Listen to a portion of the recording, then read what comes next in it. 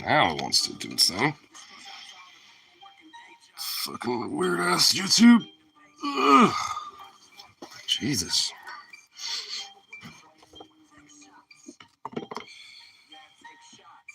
Alright. Man, oh man. It is bunk as fuck today. A little bit. I wanted to switch over my shit, my phone, and the goddamn like port to take the SIM card out or whatever on this phone. It's like the hole for it is not on the actual like little port itself. So I need like one of those stupid little like SIM card key things to actually open it. Because with this one, as you can see, like the whole. Shut up! Shut up! Ho! I didn't click anything about you. Okay, so it's just like, you know, it has a little port right there, so I can like pull this thing out. Really, just like this if I wanted to. If I can get it in there. Because I could at least, you know, well, just literally like that, just pull this bitch out. But with this phone, I can't. There's no way to do it. It's ridiculous. It's like, what the fuck? I really need one of those stupid fucking keys. Because, see, like, I can do it with this one, but not anything else. So that's fucking lame. At least with this one. It's like, oh, come on. I was wanting to fucking switch over today. But unfortunately, that's not what happened. Am I doing that? Well, a little frustrated about that, but beyond that, doing pretty good. It's kind of a laid back day. Had a little food, just chilled. Just stuff around the house a little bit, and then grabbed a brewski or two, and now I'm just like, well, shit. Let me switch this over because I've been meaning to do this anyway. And I looked at this, just, you know, try to pull it out, and I realized that the actual, like I said, the port for the SIM and SD card, like, is all just, it's not a part of the, like, the piece. So it's stupid. It's lame. It's like I said, I can at least open that one, but I can't really put anything in it if the shit I need is in here, and I can open this one. So I'm gonna see if one of my buddies, you know, has one of those little keys or whatever for when they had to like switch over one of their phones. Because chances are that, you know, one of them probably's got to have one lying around or a spare or something. I mean, chances are there's probably one around here, but I have no idea, like, the first fucking place I would think to go look for one. Screen my phone night? Right on. I also might do a 6-day work week this week because one of my coworkers hit me up earlier today about maybe wanting to call in a Friday, and if that's the case, then the other person will be all by himself, and that would suck, and that'd be shitty. And what wouldn't be shitty though is me having a little extra juice in my wallet. So to me, I'm thinking, holiday pay of Veterans Day, plus I work that day too, and 6th day, thus, you know, there's overtime. So 6-day overtime pay. I'm thinking I want a juicy check.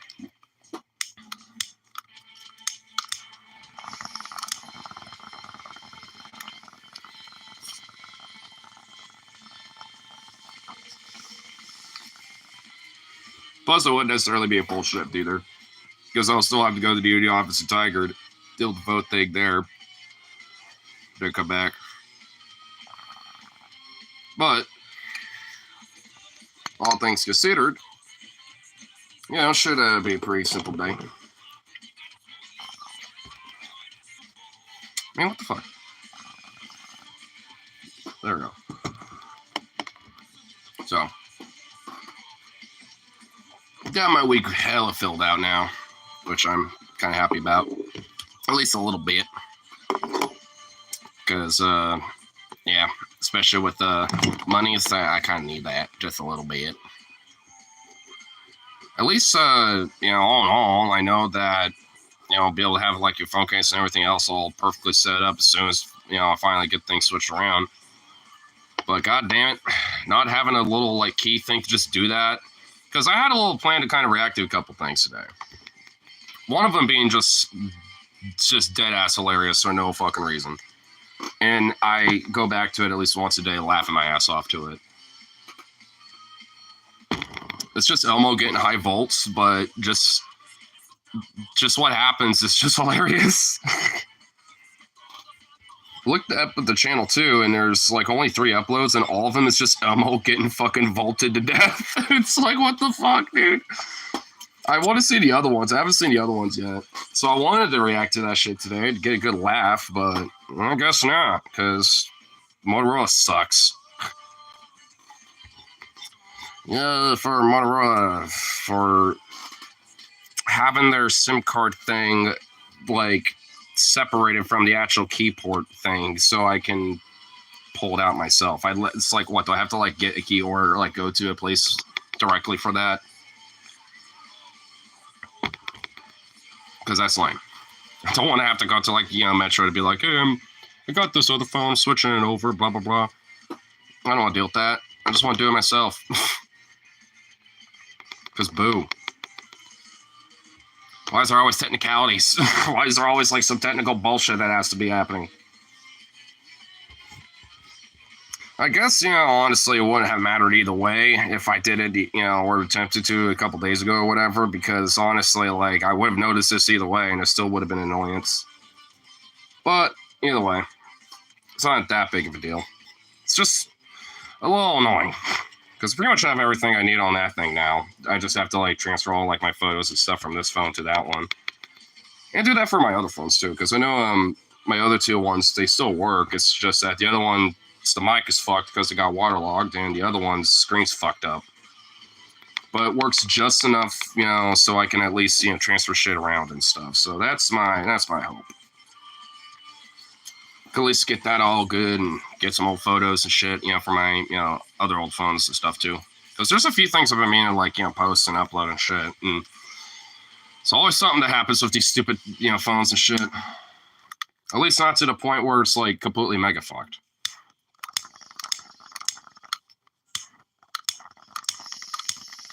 Oh my god. Speaking of technicalities, this goddamn fucking...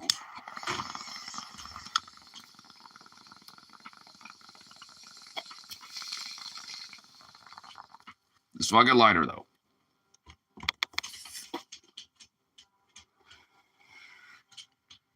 Well, hello, you little battering ram.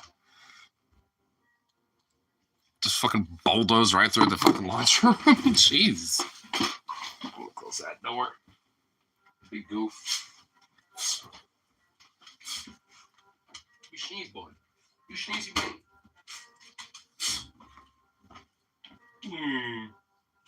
You sneezy bone.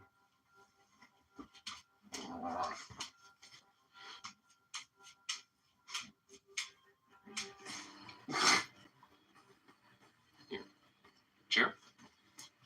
I like how you know that word. You're just like, yes, chair. Oh, no, you sweet bone. Oh, you sweet little bone. My goodness, little doggo.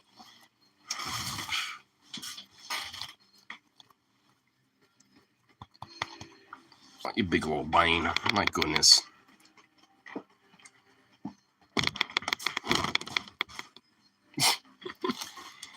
Oh, that dog is just such a goof. And this chair is fucked. This thing is now basically a stool, which kind of sucks because I kind of like stretching out on this thing. And now I definitely can't. Man, damn. Thing has been worn down to shit. And it's very squeaky. It's a squeaky ass little thing. Aye. My goodness.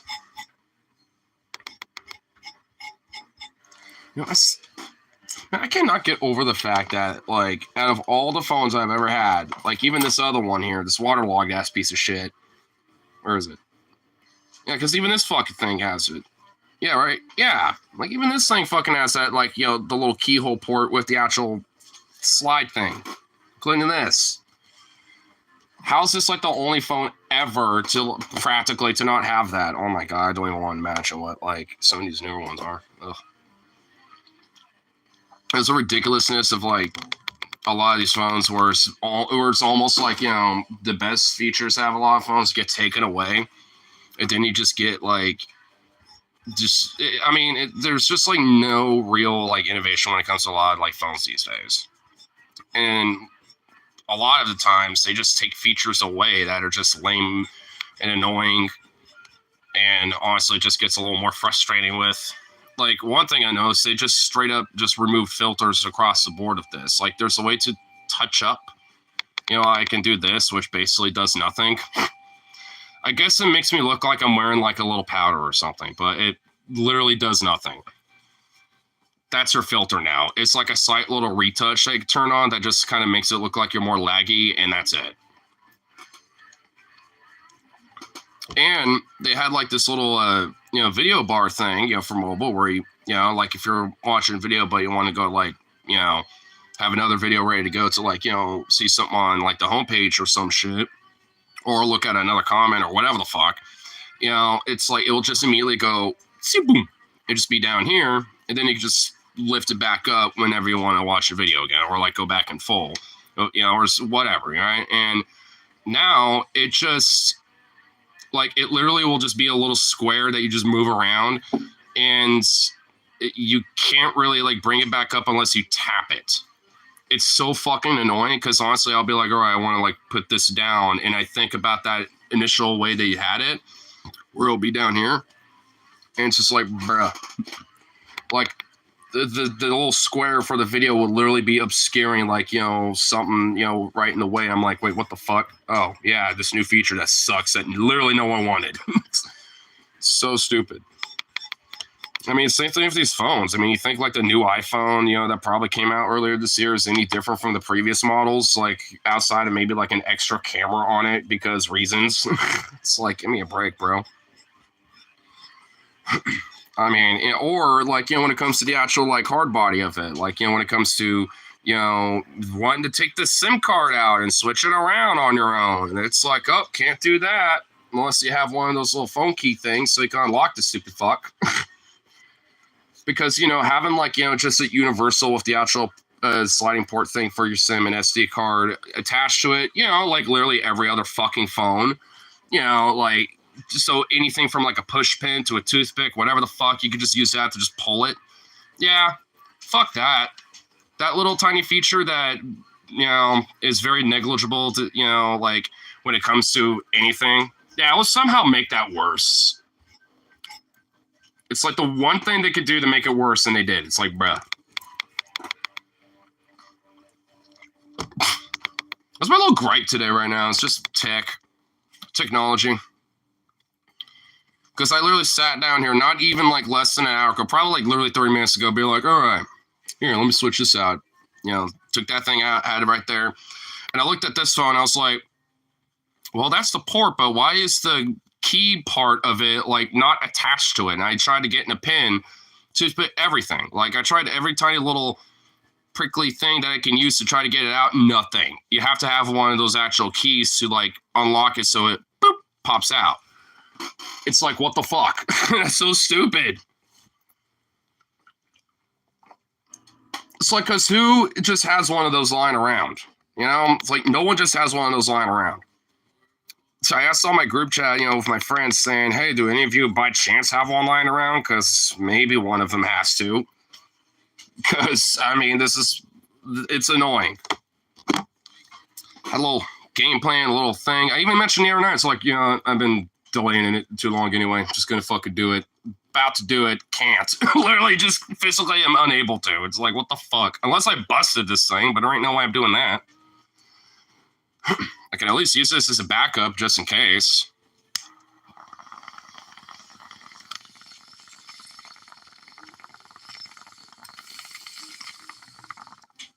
It's just annoying.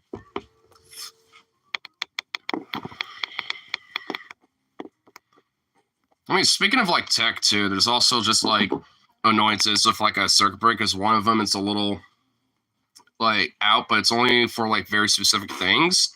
And one of them happened to be an outlet for all my other shit. So now I have like this weird cacophony of cords going into this. And I don't even have like and there's not really a way for me to get this like power strip over here, so if I have to charge this thing, I don't know where the fuck I'm gonna have to move it. Not that it needs it anytime soon, but it's just like, what the fuck, though? I'm gonna have to get like another extendy and, you know, bring it over here or something. At least in the meantime, forgot what the fuck is up with, you know, the wiring in this place, because the wiring, bro, oh my god, dude.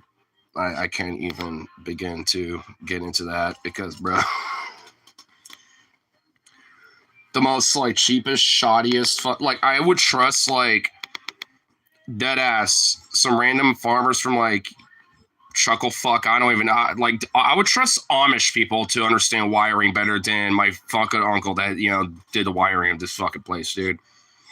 Because he's dead ass did it in the most cheapest fucking way possible and probably skirted a lot of regulatory fucking things and shit. Because it, like, I know this for sure, like, it wasn't within, like, first, like, 5-10 years of place when there was already, like, you know, some wiring issues. I'm honestly surprised there hasn't been more, you know, since. I mean, it's just like every 5-10 years, like, one little chunk of the house has, like, some weird wiring things, you know, every now and then. Fix it up a little bit, ends up being fine, and then another little corner ends up being weird. It's fucked. It's like, goddamn, dude. Like, if there was some extra fucking money, one of the things that would be happening is, like, literally the entire place would just be straight fucking gutted. So, you know, especially just for the wiring alone. Because, oh my god. The wire is bunk in this place, dude. It's fucking wild.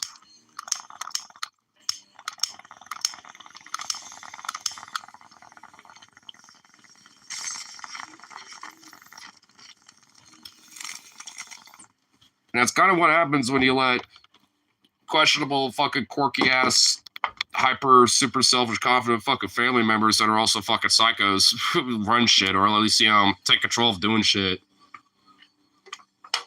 It's, oh my god, dude. I mean, outside of, like, that, and frankly, the lack of, like, soundproofing and, like, a couple other things, I mean, you know, honestly, it ain't bad. A lot of shit just needs upgrading, really, at this point. Like, a lot of, you know, there's just, you know, various different appliances, stuff that are just old. Like, a lot of counters, you know, or, like, our shelvings, you know, just could be replaced over time. But at least a lot of that's secondary, because it's still good. It's just old. But it's not like, you know, antique that lasts, like, 8 centuries old or some shit. It's like, you know, cookie cutter, like, we're going to be cheap as fuck. And we're like the 90s corporate cookie cutter cheap shit now. That's what it is, and it's fucking awful. Because, like, the slightest little shit, honestly, will, like, you know, damage a lot of stuff. Like, I mean, there's been at least one of the shelving doors that's just gone now because, like, I forgot what. It wasn't me, but somebody else either in a drunk super or dropped something, hit the door, and it just, like the little panel for the, you know, like, for the door itself just, like, boop, popped right out, and then, like, busted, like, one of the edge frames, and it fell, and I was like,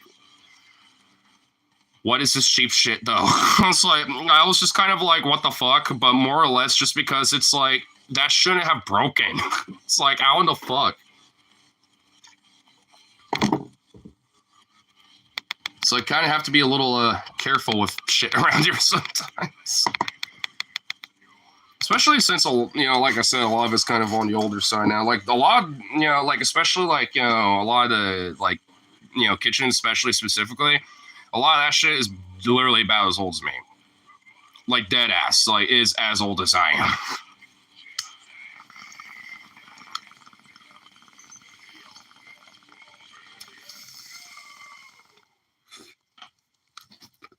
I mean, honestly, like, I could literally point to things in here right now that is literally just as old as I am. Water heater, the actual heating system itself, the shelf that's also, like, kind of partially a ladder that leads to the attic. What else? What else is, like, randomly in here that I can, like, point to? Well, at least in the immediate view, those are, like, the big things. I'm sure if I look at very specific shit in here and pointed stuff out, like, I could be like, oh yeah, it's older than me. Or at least just as.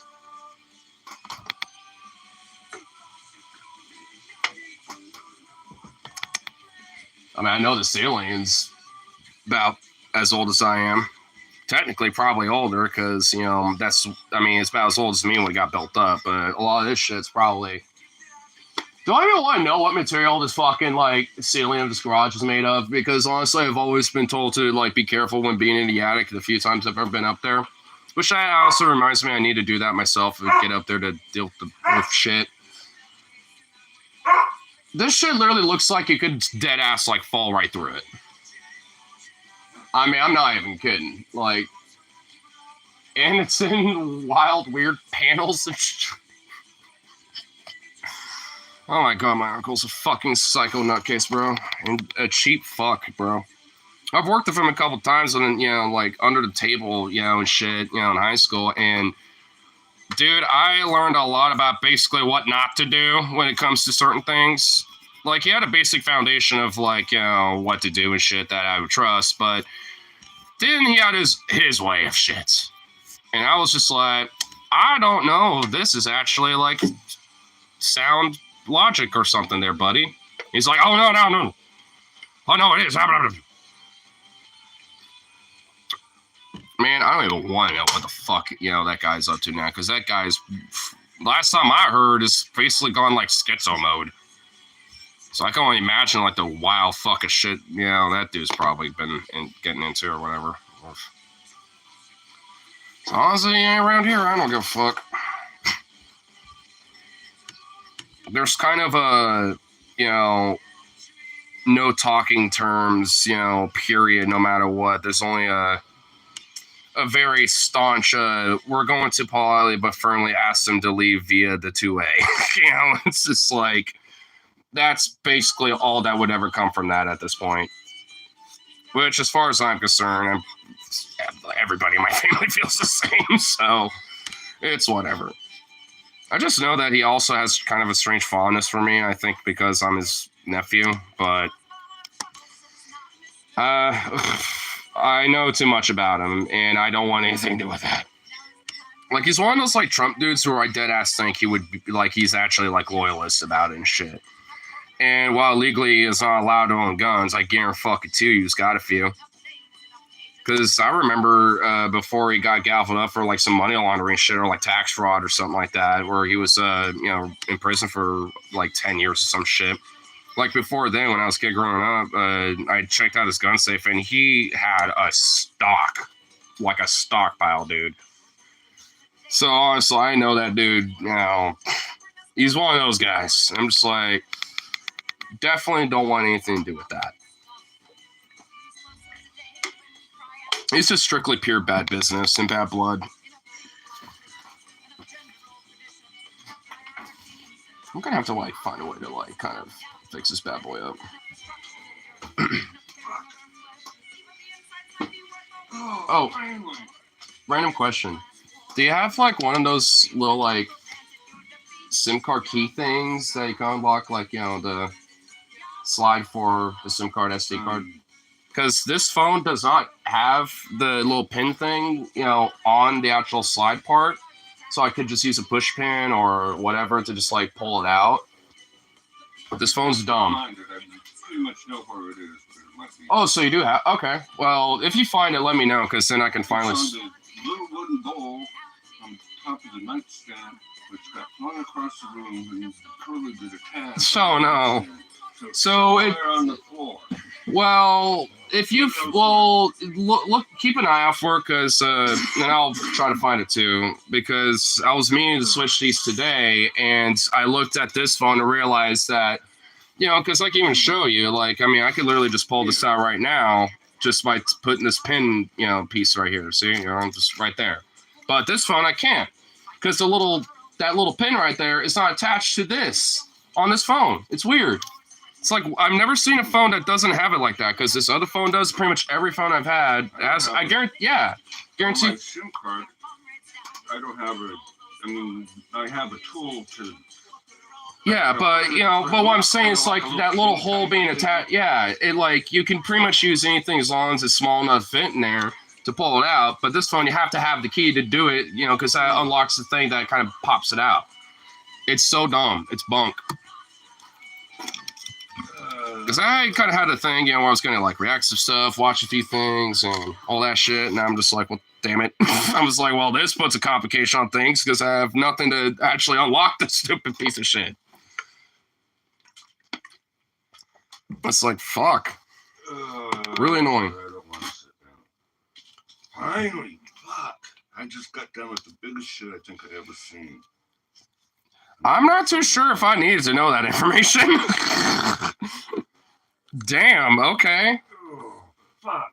Sound like you went to war. It only took me all day to do it. Jesus, okay. Well, fuck. I guess I thought you were just taking a nap or something. I guess you've been going to war all day. Battling the gut, dude. Damn. Well, I had to rest, recuperate, go try some more. Oh my lord, it's one of those like multi-session constipational. Oh shit, you're probably gonna come in thinking I'm getting murdered or something. I wasn't hearing anything. That's why I thought you were just sleeping or something. So maybe I just came in between your battles, I guess. Because damn, I wasn't hearing anything. I was just kind of chilling for the most part, Your mom's gonna be pissed. I'm supposed to call and go over there. Well, just let her know that you were kind of having a battle, going on today. Part of it done like 2 days ago. Nothing yesterday. I felt better yesterday. Until towards the end of the day, and then it's just like, oh, fuck.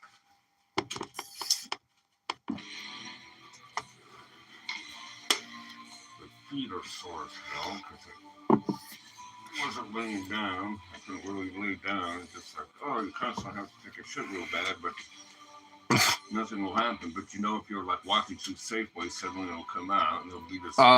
That's like the Murphy Law shit. Yeah, that's like the Murphy Law thing. Yeah, I mean, literally, there'll be shit like this.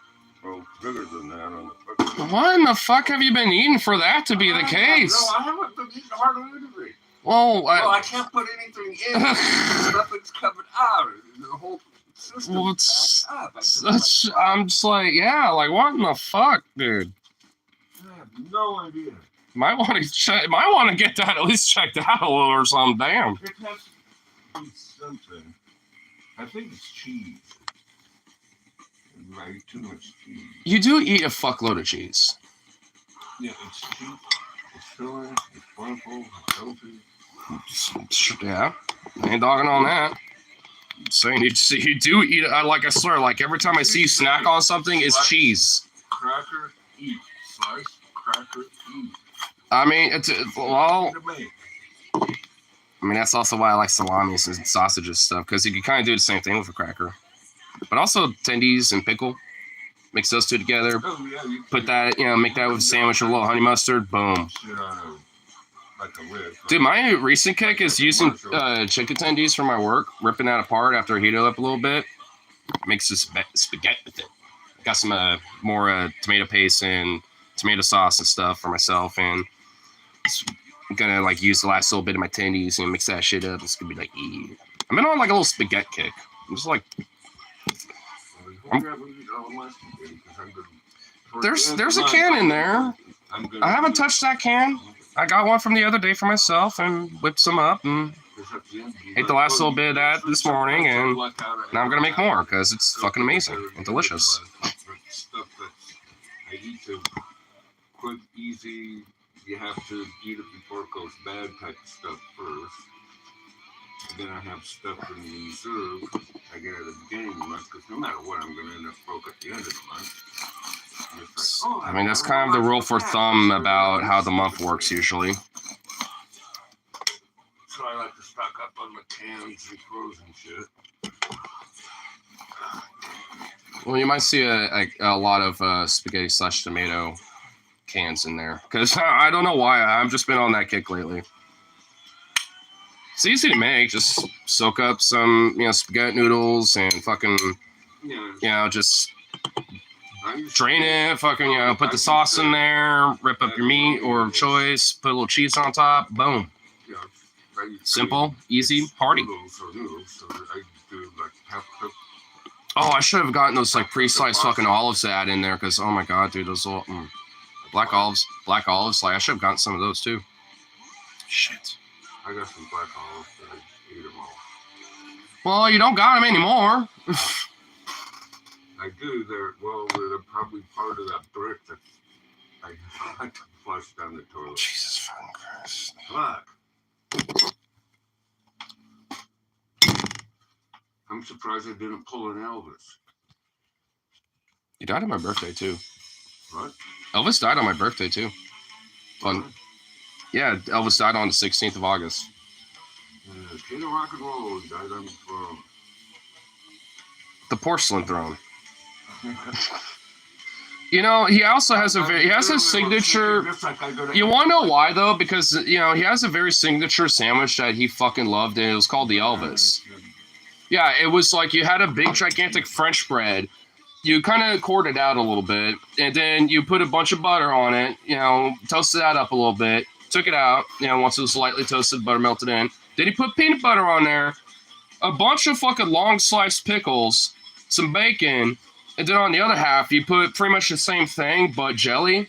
And then it was like some bananas on, as another topping. And I think that was it. It was like bacon, pickle, PB&J, and banana slices. And I think bacon. I think there was that too. And then bada bing, bada boom. And that was like a signature sandwich that he would eat like almost every day, basically. So knowing how he died, like, it makes sense what happened. Like all those like sandwiches probably just literally went chalked up. When they did an autopsy of him, I'm gonna end up like Elvis.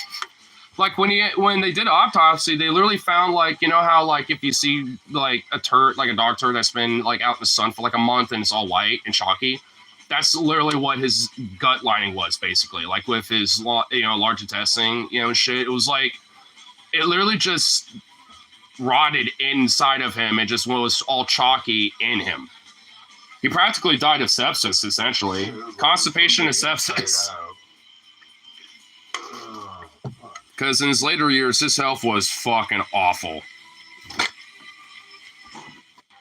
Mostly because of his very poor diet. I would love to have an Elvis sandwich one day just to see how it would be, but I mean, I would only eat it once. Because the second time I eat it, the first time I eat one, it would taste like heaven. The second time will take me there. You know what I mean? It's like, I ain't looking to meet Elvis anytime soon. Yeah, I just about did. Be up there on the big porcelain throne. Welcome to the club! Son. Welcome to the club. Oh. I'll straight those hips widely because you can let that shit run free now. Oh. Damn, you probably don't want to know the details. Please don't. I feel like I already know too much details as it is. I don't need extra details. I feel like there's too much as it is. Goddamn. Goddamn. I don't have no contact time anymore. Could have been middle and that could have been middle. It's the evening. It's like 10.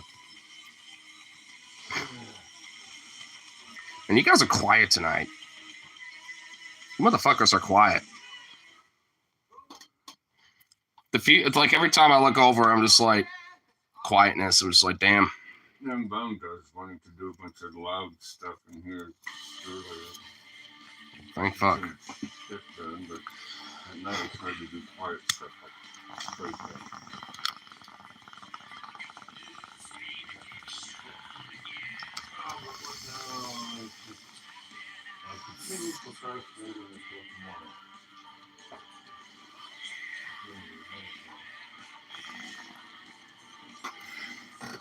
Hey, quit burning, bitch. There we go.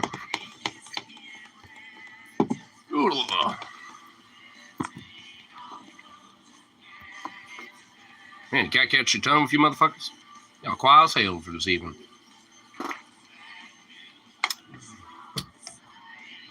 Having to pick up the bulk and slack here. Filling the gaps of the silence. I see how it is. I'm just left to my own demise here, huh? Left to my own shit. I see how it is. I actually kind of decided to kind of like tune to Kyle a little bit, and it was kind of like talking about like how a lot of like libs out there legit think like the election was rigged and shit. I don't even know if I can't tell if he believes in it or not. I deadass really can't, because like on one hand I think I have a weird feeling he probably does, because I didn't watch the entire video, but it's just like, dude, I mean, like, I'm honestly kind of surprised he's not like overtly blaring up about that type of shit. Seriously, I thought you said you weren't gonna do it. But They wanted to make sure it still worked after the other night. I'm sure it does. But like, there was pretty much like I was looking for the comments at least, just because honestly I was a little bit more curious about like what a lot of his like followers were saying. And basically all of them dead ass just are like, yeah, there was something fishy. There should be a recount and this and that, blah, blah, blah. And like, yeah, my ballot went missing too. And like, there was a lot of that in like his comments. I even went to the newest ones first just to see if it was just literally just top comment shit. Not really, no. It was even the newer comments were saying similar shit. And I was just like, what the fuck? It's like the people really dead ass like, it's like blue not really gonna be a thing now, like blue blaga. Is that gonna be a thing now? Because Jesus Christ, bro. Because like, dude, I mean, yeah, it's one of those things where it's like I kind of get the sentiment, but Jesus fucking Christ, bro. Like, if it was rigged, wouldn't have Trump gotten more votes than he did last time? Even though he didn't. I mean, and also, there's just like the thing about the down ballot elections too. It's like none of that bullshit makes sense to me. It's like if there is, there would have been at least like something meritable from that. At this point, there hasn't. And I think most people have just decided to move on, but there's something about like Dem party line lives that are just like, no, no, it is bullshit.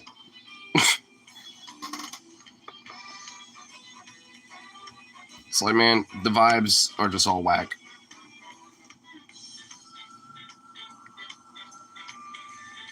Well, that's the main reason why I even didn't really watch the full video anyways, just because like I don't really think Kyle has much like room to be to be standing in when it comes to like offering like some sort of in-depth analysis about shit, because he was just so fucking utterly goddamn wrong about the whole thing when it came to the election. It's like, why would most sound people take your shit seriously, at least for a while?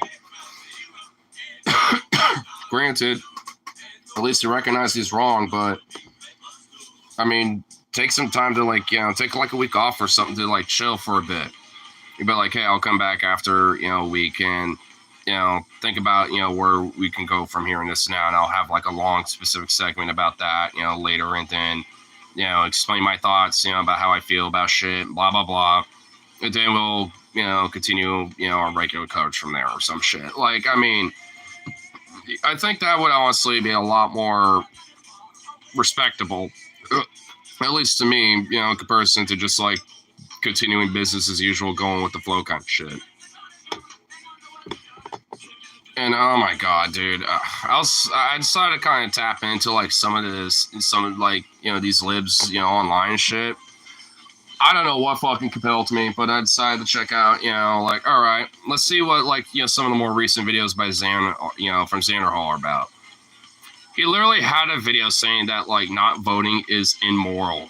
It's like, what, like, it's like, who in the fuck are you to try to like invoke like morality to like a political process in a sense when it comes to like whether someone votes or not? It's like, get the fuck out of here, you weird little shrimp pop, like hyper abusive fucking weird creep.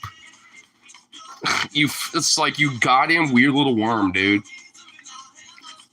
When I saw that, I didn't even want to click the video. When I saw the thumbnail and the title, I was like, who the fuck are you, bitch? I was like, man, glad I haven't seen anything from his ass in a while. The only reason why I felt compelled is because YouTube happened to like recommend a video of his. I was like, Alright.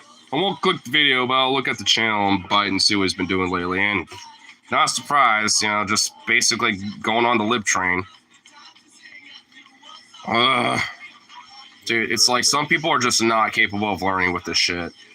That shit, I should just smoke a cigar and a cigarette. It's about to get hurt.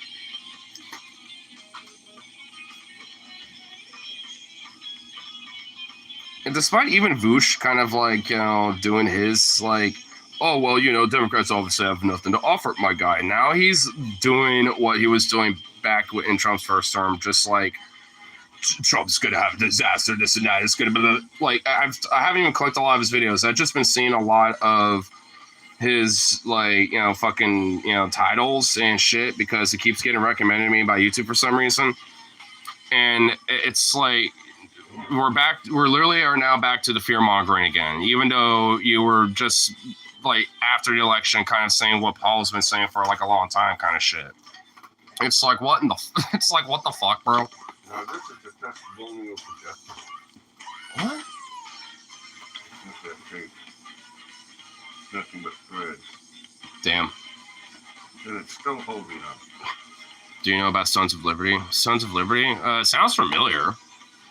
Are they like a group, organization, or like a band or something? My mom and dad brought this out from Montana. It's been sitting around in Montana for probably 1980 or so. So that tape is probably older than the sperm cell that came out of your ass. Yeah, well, you know, like my game box. And Yeah, I know. I made it from these cedars. Well, not these, obviously. These are the ones that they're using. So I'm just like, oh, you know, I hardly have any money. And money is good. I spend it all down for the wire. So I'm just, you know, presents for everyone.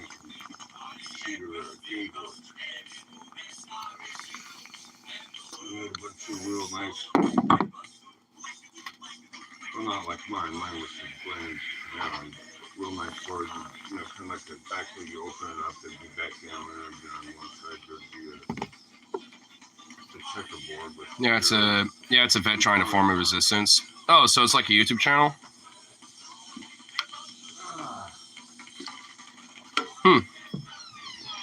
I'll definitely want to check it out.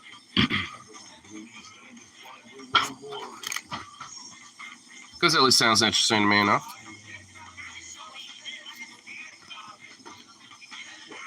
Hey, tape still hard to get on. And it's a Discord channel for communications with followers. So it's like a whole community. That's pretty cool. Well, yeah. I mean, it sounds familiar to me, but, you know, don't know anything about it outside of what you just mentioned, so. But, sounds pretty cool. That wood.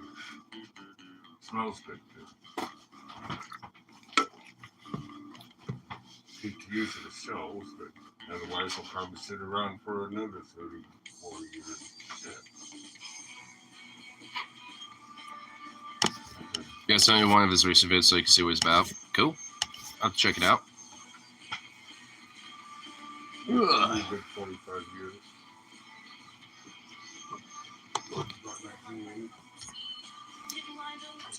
Jesus Christ.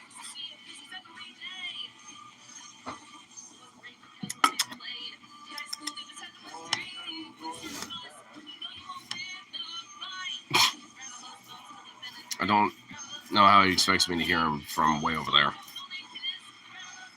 Good Lord. Oh, goodness gracious. Stretch.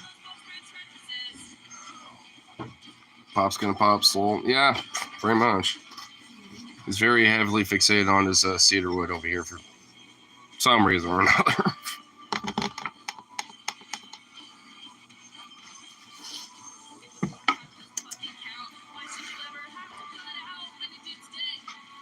What is he trying to do with it?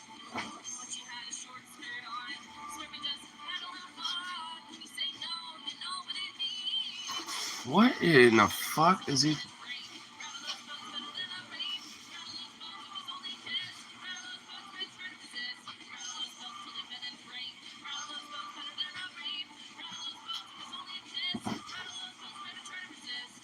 What in the fuck is he trying to do?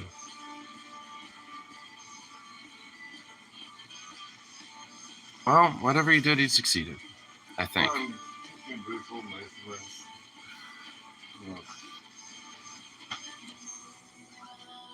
Have to say, okay, that looks good. You have to get the tape measure out, and, so you can cut it. I'm not going to cut it on this good. I swear to God, if like cutting this shit was going on right now, I'd be like, bruh. At least he's not doing it tonight, but I still don't get what the fuck he's truly trying to attempt here.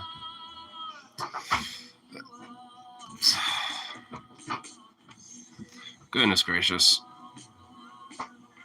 Goodness fucking gracious.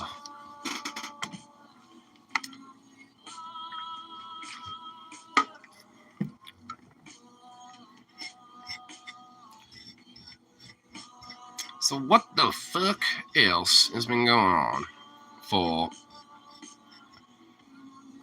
the news and for today? Because honestly, I haven't really tuned into anything that much today, and I'm just like, I have seen like a few videos I haven't watched yet of apparently a lot of people, within like the MAGA sphere already being mad that Elon Musk is around. Which just literally just kind of like confirms that like the Republican infighting is just gonna literally continue to boil over. And honestly, sooner than I expected if this shit keeps up. Because there's a lot of internal infighting going on. And it just, weirdly enough, kind of makes me feel a little like relieved almost, because like they're just gonna continuously be busy fighting each other. Like, I mean, yeah, maybe like some people in certain departments and certain agencies, like, I mean, it's not like nothing won't happen, but it's just like, I mean, I think, what a lot of people's like major fears about what damage could happen, I think is, it's going to be, I think, a little overblown as time goes on, as this infighting continues with them. Because because, I mean, would it be more likely for shit to get done when your whole like organization, your movement, your party, whatever, like when they're all working together and all in agreement, or when they're all fighting with each other? I mean, it's like they're not going to get a lot of shit done. They'll still get shit done, but I don't think to the same rate or the same level outside, I guess, you just usual Republican shit that they're all going to agree with anyway. Like tax cuts for the rich, this deportation shit. I know that one's going to probably be the more damaging thing, honestly. But, I mean, outside of those things and maybe a few other little typical Republican Party line bullshit, I don't know what really is going to happen. I mean, shit, like I said, I mean, shit could still happen, when it comes to various different, wings, of the party, and within like Trump's administration. But I mean, how severe is the damage going to be? Because like, especially like, for example, a lot of the American First like radicals and shit, like they're making a big fuss about all these warmongering neocons and shit, which, I mean, the idea that Trump was going to be against any of this in the first place, silly. Anyway, but it's like, a lot of them are all fucking butthurt about that, and a lot of those neocons in a way are going to have to kind of compromise, or at least, deal with that, and, and vice versa, so it's like, because neocons aren't happy about the more America First leaning faction of, Trump's administration either. They don't like each other.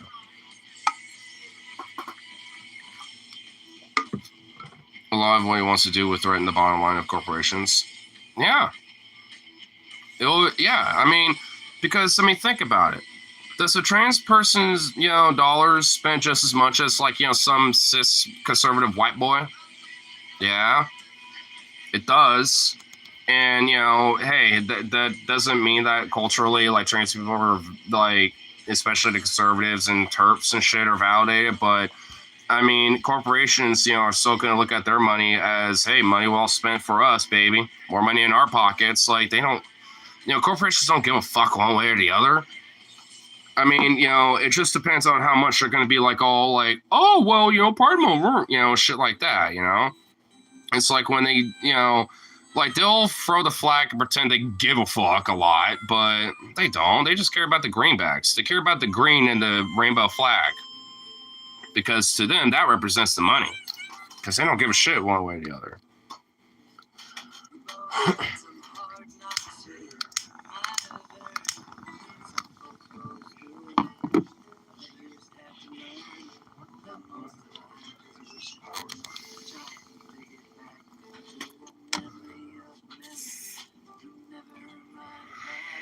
That was just hot air to get. Yeah. Absolutely.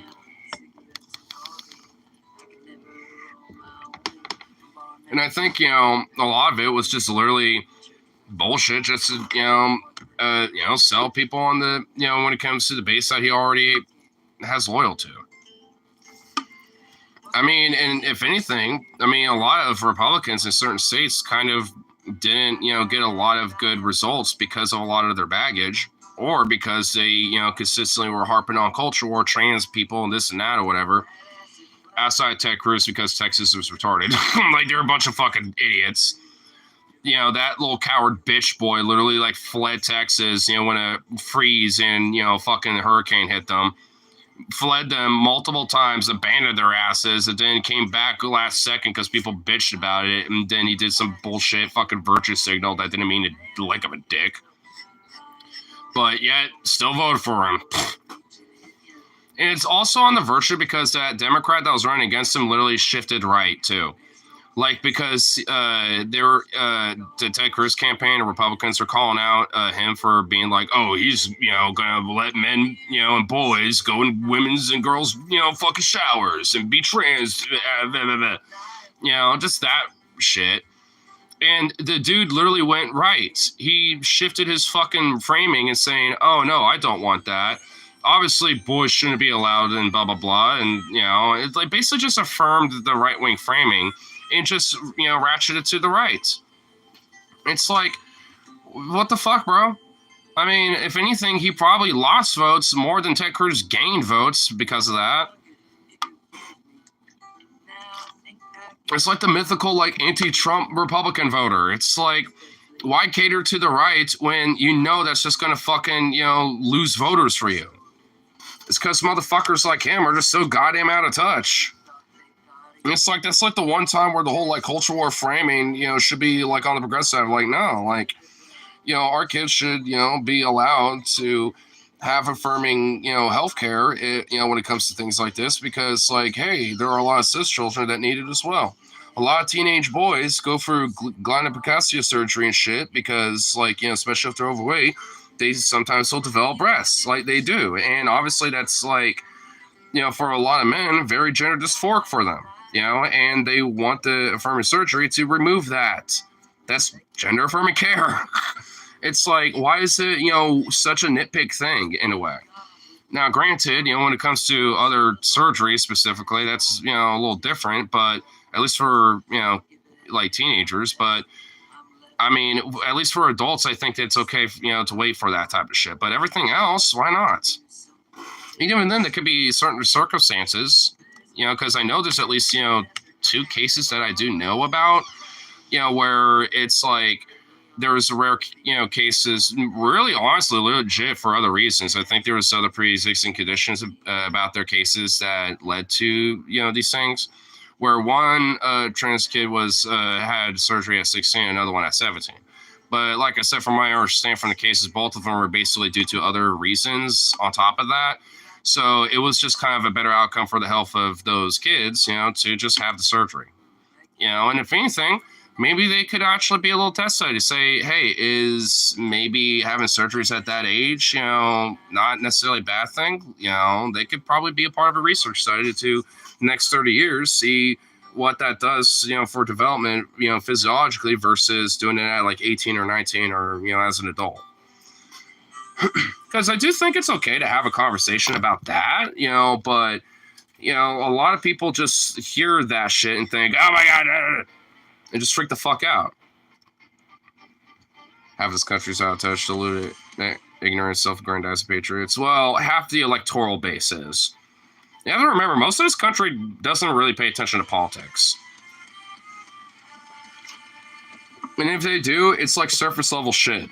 And a lot of them don't really care to vote or just don't have an opportunity to because, they just, whether it's work, time, whatever the fuck it is, the half that matters, hence the situation we're in. Sure. I mean, that's definitely one element to it. I think it's just, like we've obviously, we're starting to kind of beat, a dead horse at this point. But I mean, I think a lot of that's because, like, the Democrats has failed the other half by not giving them some enthusiasm to vote for something. That's actually like, a result that can be productive for not just, blue collar people, but also for themselves, because there's going to be at least like 65 to 70 something million, people that are just hardline Republican that will always vote for them no matter what, basically. That's already given. And you could see that trend pretty much consistently through every election. So it's like, it's safe to at least approximate that number, is a solid, they're just going red no matter what.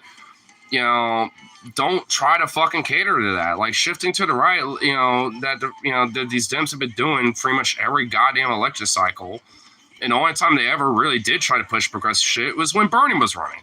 Like someone who was like a hardcore progressive, was out there at least making them shift some of their framing to the left a little bit. That's why they shafted them because, both times because they didn't want to disrupt the status quo and they just want shit to be business as usual. And that's why they had to kind of like, do this weird like borderline, oh, well, we'll do like a public option or this or that or whatever, it's like, that's why they'll like shift that way because that's like a position that they can just walk back from, in the first place. And two, won't shift the fucking status quo that hard. Well, a universal healthcare system that Bernie would advocate for and still does would. I mean, at least that's just one major example. Who knows, maybe. Well, I'll say this, like the Dems got like two things that they need to like, fucking deal with. Like one, a potential split, of the party. Yeah, at least it's like one possibility. Or two, quit being out of touch and get your fucking act together and actually listen to like the left side of your fucking wing of the party. Because like every fucking time they, people like me, that is kind of outside of it because I don't really want to consider myself Dem. I literally only am because I'm in a close primary state. But beyond that, it's like, it's like they have to, account for like the progressive wing of the party and, leftist voters. And honestly, people like me too. Because like, I mean, we're not just like, saying fuck them, period, no matter what. Like we're saying fuck them because they have failed to represent us, like a fucking party like JFK, RFK. Oh my God, JFK or like FDR, like the party of working people. The idea Democrats are like that is just gone. This weird like big tent, like let's like cater to rich elites and the upper classes and try to cater to blue collar people. That is impossible. That is literally antithetical. They can't do that. And yet they've been trying for fuck knows how long, this triangulation shit, at least since Clinton. It doesn't work. And it hasn't been working. And they need to go back to kind of like the more like, 40s, 50s era roots of their fucking party. Because if not, people like me are going to keep being jaded about it and say fuck them. Down ballot, that's a different thing. Like, I mean, when it comes to state and local shit, that to me, this is detached from that argument that I'm making here.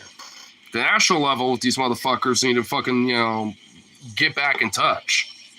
That's why I honestly, like, my biggest, like, Dems that I kind of talk up a lot are local politicians, like Mark Gamba. It's like, I talk up motherfuckers like that because they're the ones that actually get fucking results.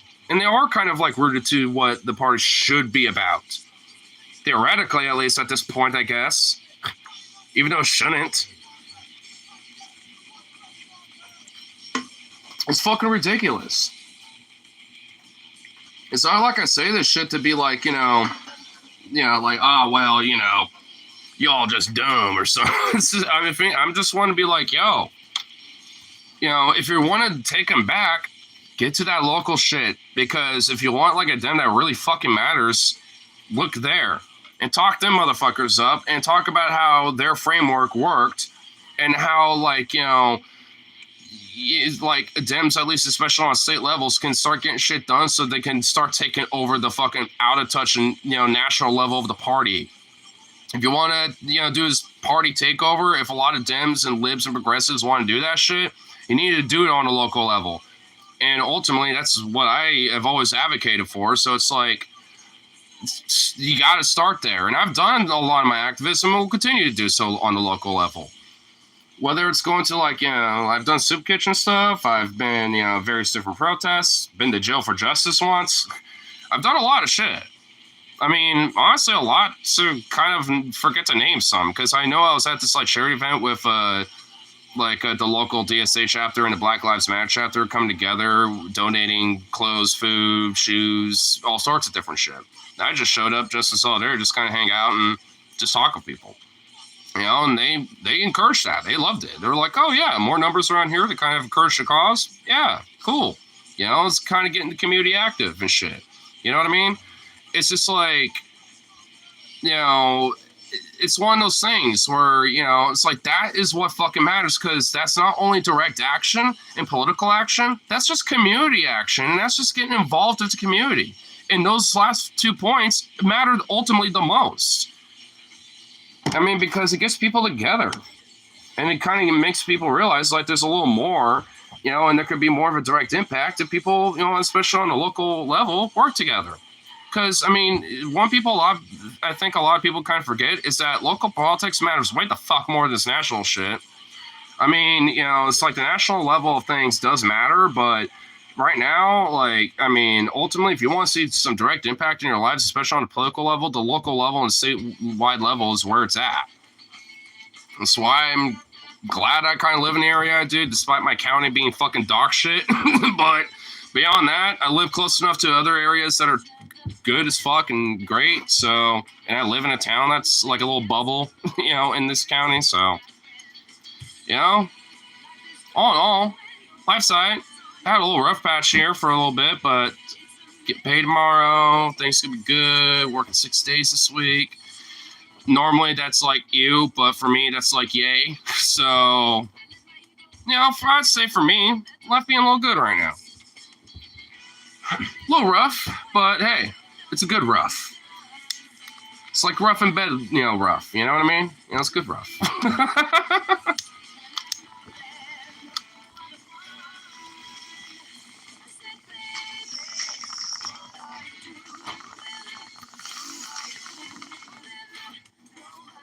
It'll take time to work, though.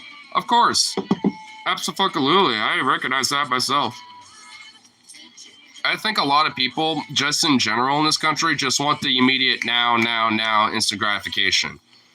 Problem is, a lot of this shit, especially what we're talking about, takes a lot of fucking time. Sometimes it might take a few electoral cycles. And honestly, this whole, like, kind of direct action, like, union shit, I mean, how long has that been going on for? And, you know, especially the rise of the shit, you know, it's not been like the last year or two. It's been going on at least since 2019 to 2020, but it's really ramped up since 2020. Like the last 4 years, the whole like labor movement is ramped the fuck up in ways that honestly, you know, I could fucking like, you know, bawl my eyes out over. Like, I mean, and yeah, because dead ass, like knowing that, you know, we're kind of starting to get in touch with that shit again. Because I was starting to like, you know, get in touch with that, you know, around 2020. And I think I was not the only one. Like, I mean, a lot of people started kind of getting in tune with that a little bit, especially with a lot of work at home. A lot of people, especially in the offices, you know, realize we're kind of getting fucked at work, aren't we? You know, and they never wanted to go back. I mean, there was like for a time, like a whole big fight, you know, basically between a lot of office workers and a lot of other workers that basically could just work from home and also get their shit done beyond the clock, but have some leisure time. You know, it's like, shit. Why wouldn't they want to, like, you know, give that? Like, why wouldn't they want to keep that? You know? Unfortunately, a lot of that type of industry, you know, or industries, I should say, like, especially when it comes to office work, that's never really been, like, a full-on unionized kind of, like, work workplace, or workforce and shit. Frankly, we should probably look into it. Because people like me encourage that shit. I mean, honestly, at the end of the day, I'm all about like the one big union grand anyway. Where we're all, have, some sort of representation collectively. So, I welcome it. You start focusing a little too often in one direction, you're fucked. Well, the thing is, the Dems need to focus on one or two major things. And frankly, honestly, I could list off. I think there could be three things that Dems can honestly focus on and would probably start getting some landslides and actually commit to it and not only promise it in campaigns and lie about it and stab us in the back like they always do, but actually commit to this shit. Number one, blue collar, like populist economics and shit. Like, pro-union stuff and all this other shit. Granted, Biden did some of that. Still won't forget that fucking railroad strike that he fucked over. So, better than most. I mean, I'm kind of also glad he partook in a picket, as well. He's the first president to do so. So, I mean, it's not like it's all for naught. The NLRB under his administration, was definitely good. And actually got a lot of major successes, for workers, but, I mean, despite that, still got, some problems there, but it's like just hyper-focus with that shit, quit neutering people like Bernie or Tim Walz or the squad or whoever the fuck, let them pop the fuck off and, and actually listen to their shit. And for two, like another thing they could do is like say, do like, even if like Medicare for all is not going to be something they're going to bend to, at least establish a genuine public option. Just build a basic fucking framework for that shit, and just go with that and make it like so. Hey, there, multiple states, or statewide, they can completely cover it. Make it like a public option plus like maybe state universal wide healthcare. And like have an addendum attached with that or something where it's like you can have like the state public health care, then for other shit that maybe or may not be covered, you got the federal healthcare side of things, public option wise, something like that. I mean, fuck. I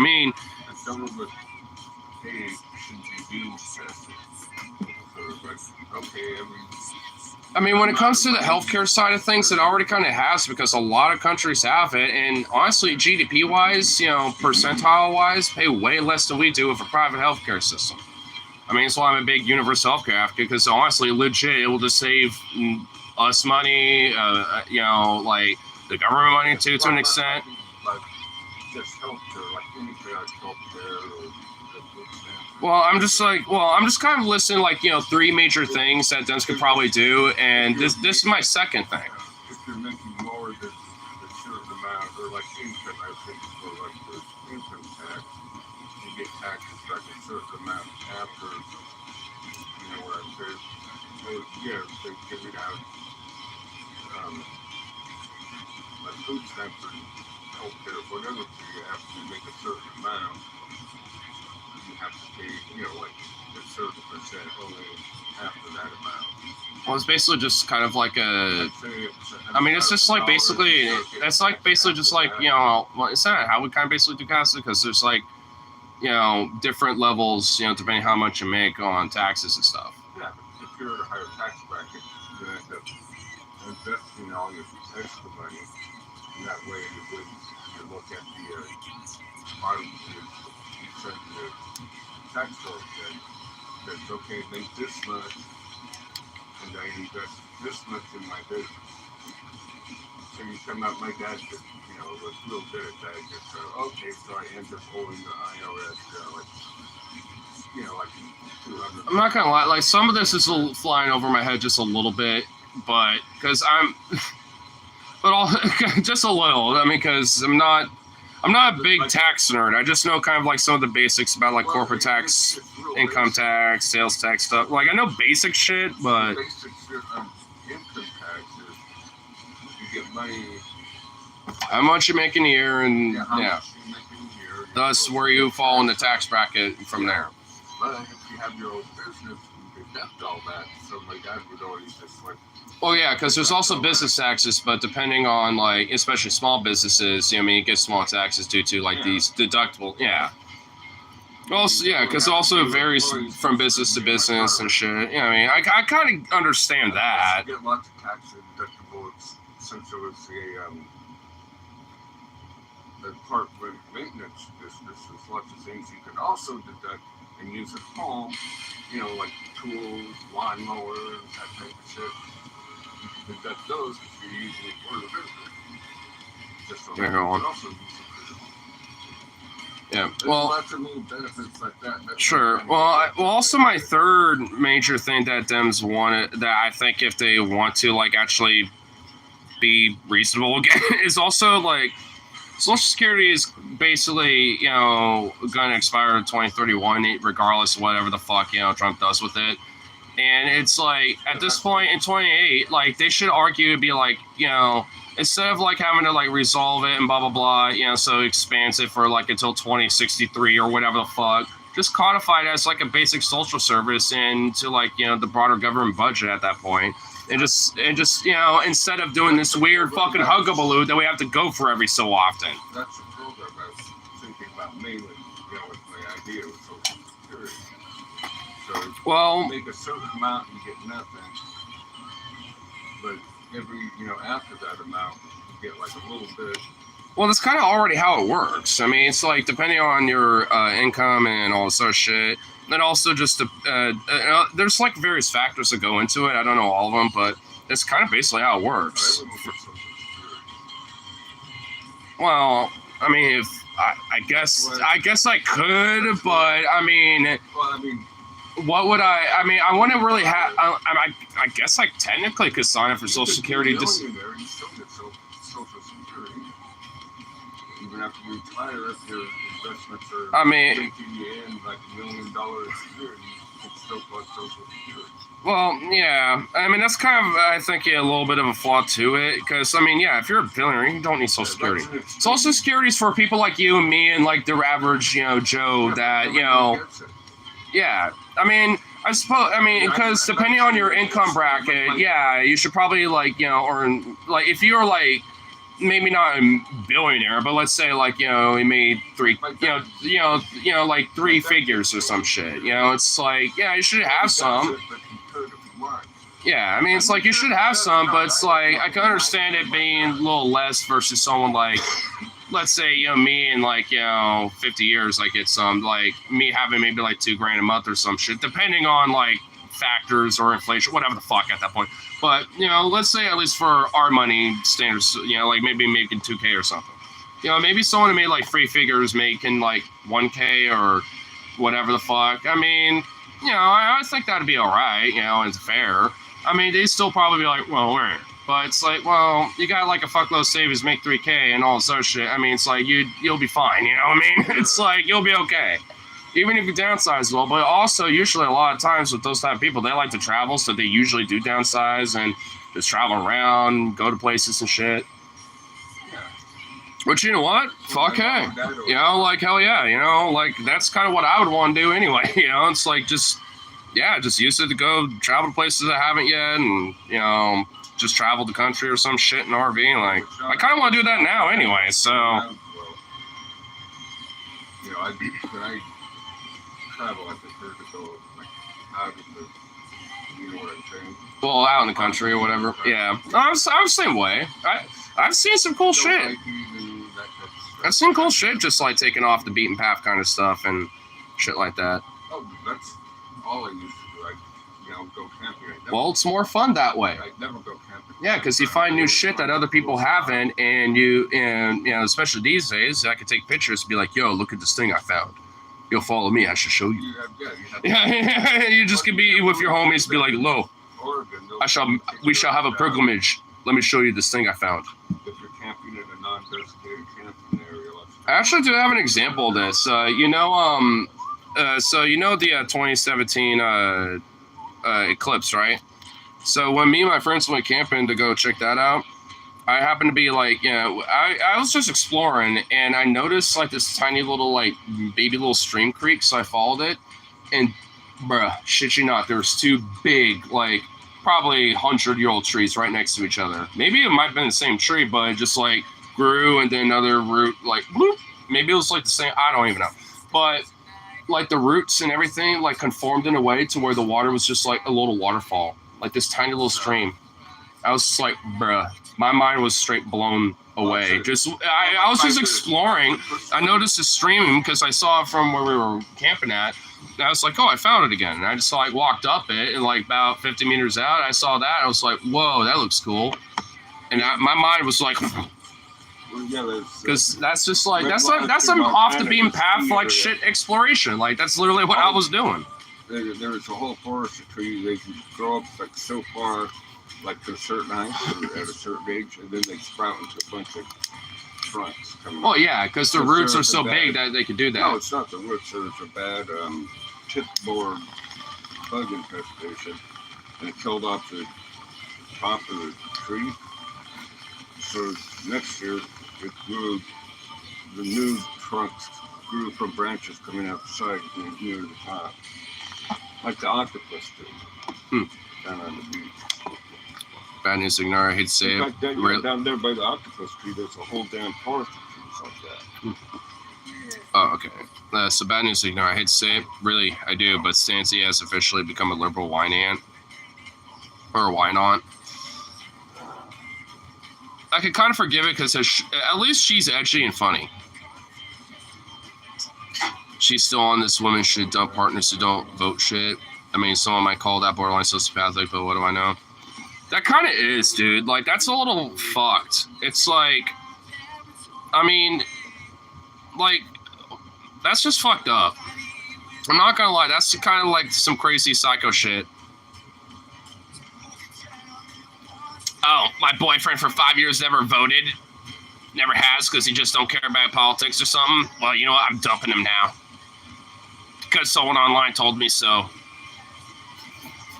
It's like, what the fuck? Then when someone kind of went against her on that comment, her answer was basically, inaction is still harm. Gee, someone could have told the Democrats that. Yeah, no shit. I mean, when it came to my 3 points, like, you know, like blue collar economics and shit, like, you know, union labor populism stuff. Fucking, the second one was, at least getting a basic federal public option and codifying, like, the right to universal health care for the states and letting states codify that in their own states if they, you know, wish to, basically, I guess. Which Oregon kind of already does-ish. We kind of have a semi-public option of the Oregon Health Plan. So, I mean, we're already kind of like halfway there as it is, you know, so it's just about like basically, you know, kind of finishing the rest of the steps, basically. And then the third one, codifying Social Security. Just make it a basic social service, you know, a part of the federal budget, and, you know, quit just dumping a shitload of money and just wait until it almost expires and fucking freaking out about it, and then, like, you know, trying to like make it a big old political campaign thing. Just codify it and just let it be there.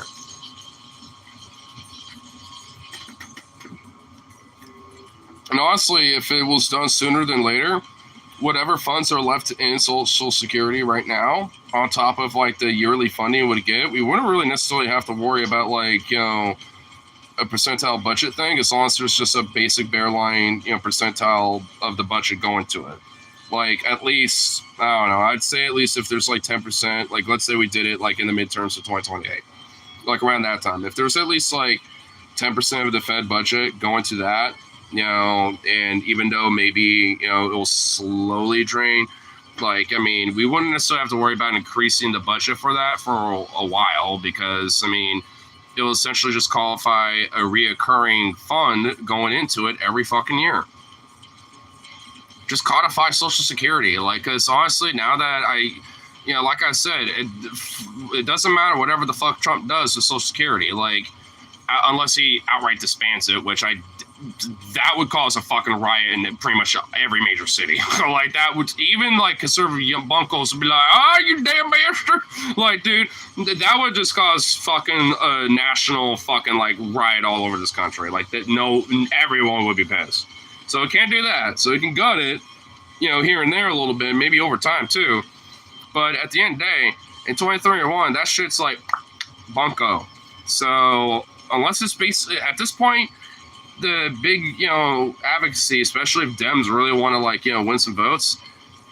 Even with, like, older, like, boomer types or whatever and shit, like, then codify that, advocate for that. Be like, no, we're going to, like, codify this and have a basic standard of a federal budget going into this every year.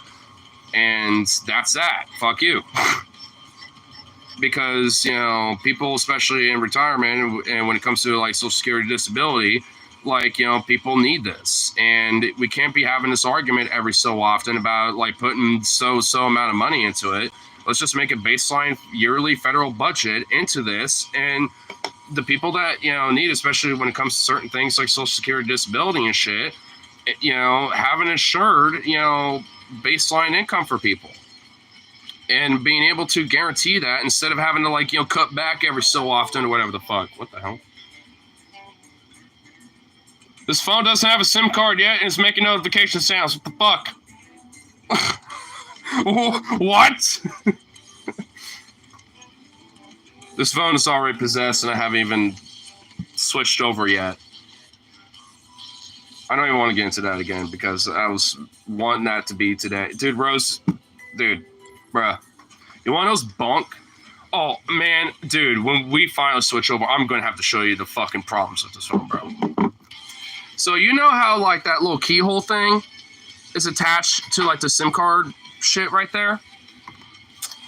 That little hole is not attached to that shit. So I can't use, like, a little push pin, like the pin back of, one of my pins or whatever. I can't use that shit to open the fucking,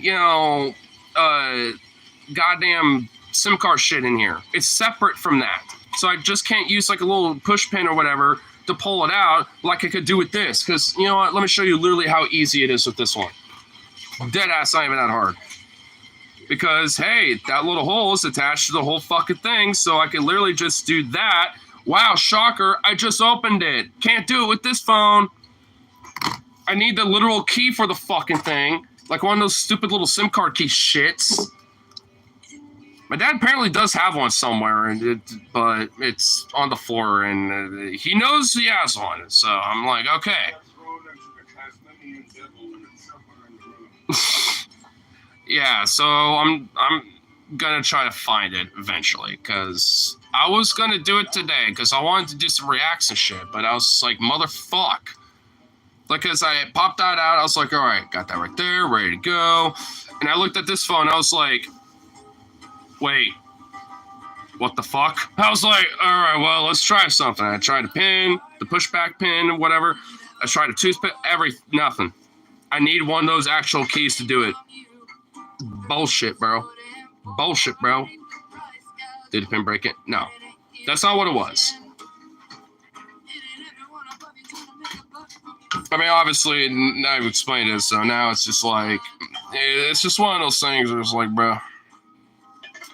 It's just like a technicality that just frustrates me. It's just like, damn, well, a bit of rant. Yeah, it totally derailed from what we were just talking about, but it got brought up, so. Why does this appear to listen to evil shit never apply to the primaries? Hell, did everyone forget the blue wave that occurred shortly after the overturning of Roe v. Wade? People did that because they thought they would mean that Biden administration would reinstate and make it better than it was. Then they didn't get it at all and didn't expect people to, like, come all in. And Obama, and honestly, that fault can go back to multiple Democratic administrations. Obama, Clinton, like, none of these fucking, presidents codified Roe v. Wade with their administrations. And it's like, I mean, that's just strictly their fault. Because, I mean, I think even Obama, primaried on the idea of codifying it, and shit, and campaigned on it. So it's like, oh, let's sell this whole fucking bullshit bill of sale, and then fucking, just stab everyone in the back because, we were never going to sell to them in the first place. Just a bunch of snake oil. I mean, it's one thing to have it, via the states codified, which is nice, but what's that do for women in, like, Texas or Arkansas, Florida and shit? They get fucked. And they shouldn't have to also basically get bounty hunted and maybe arrested, because they travel across state lines to, go get, that type of health care. Because a lot of these states do that shit.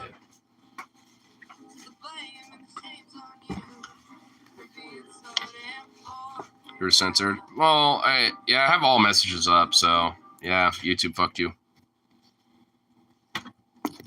Kind of fucked your ass there a little bit.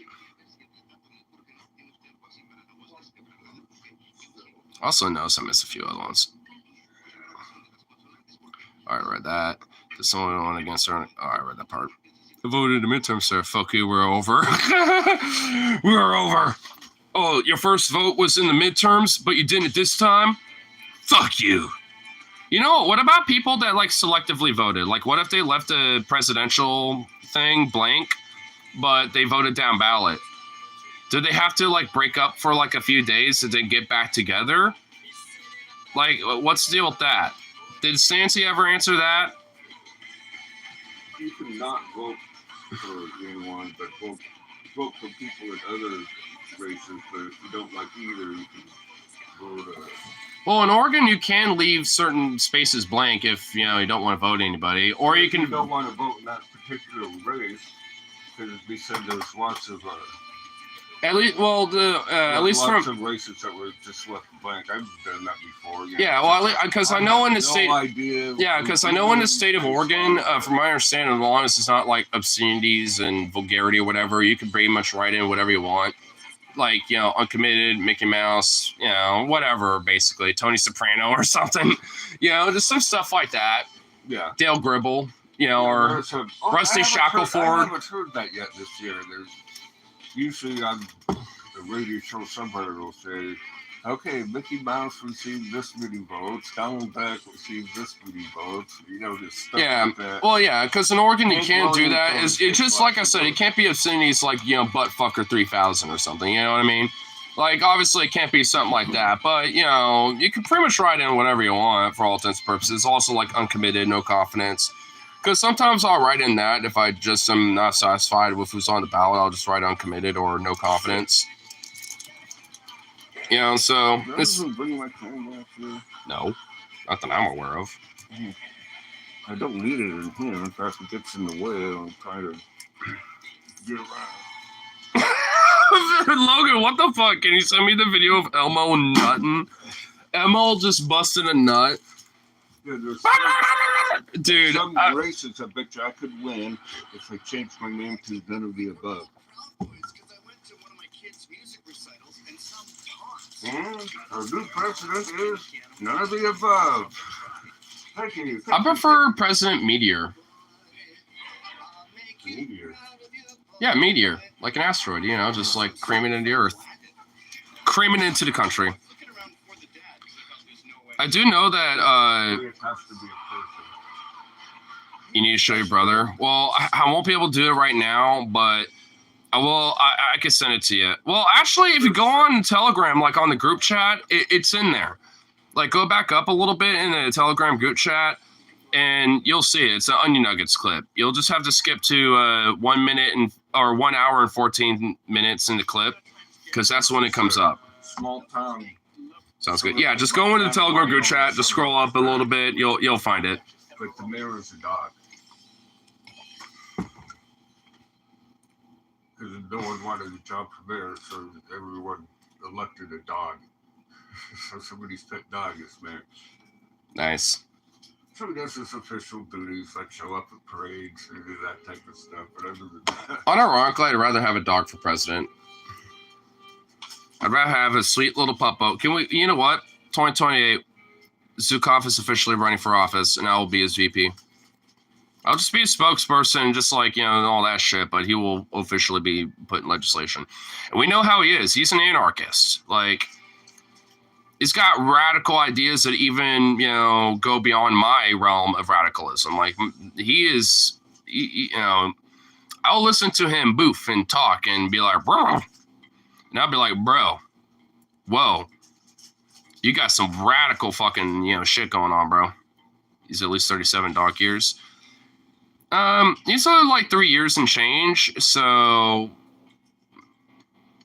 he's still, I guess technically in dog years he wouldn't be able to run, but 2028 though, he'll at least be, oh my fucking god, he would at least be like 7 to 8 years old and change. Oh, he's gonna be a little middle-aged man by then. Oh, the Bane, little middle-aged man. Yeah, he'll be able to run at that point. That's what I'm saying. 2028, bro. You know how in 2016 Puking Dog, got write-in ballots to the point that actually made some news? We're doing it with Zukov, bro. We're doing it.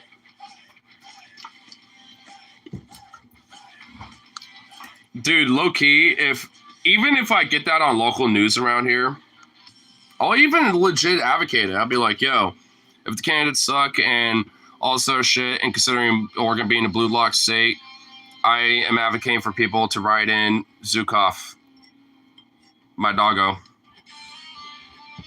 Because Oregon will allow it. They will allow that. It could, like I said, I was telling him, it's like you can pretty much write whoever you want as long as it's not like overt obscenities like buttfucker McGee or some shit. You know what I mean? As long as you're not writing in some shit like that, for the most part, you can pretty much write in whoever.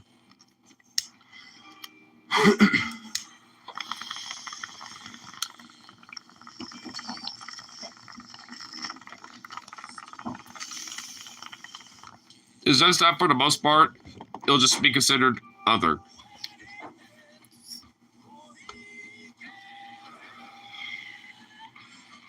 In fairness, I've seen Stancy posting she's been doing some bad medical stuff lately, so maybe that stuff's just the pain talking, but if not, goddamn.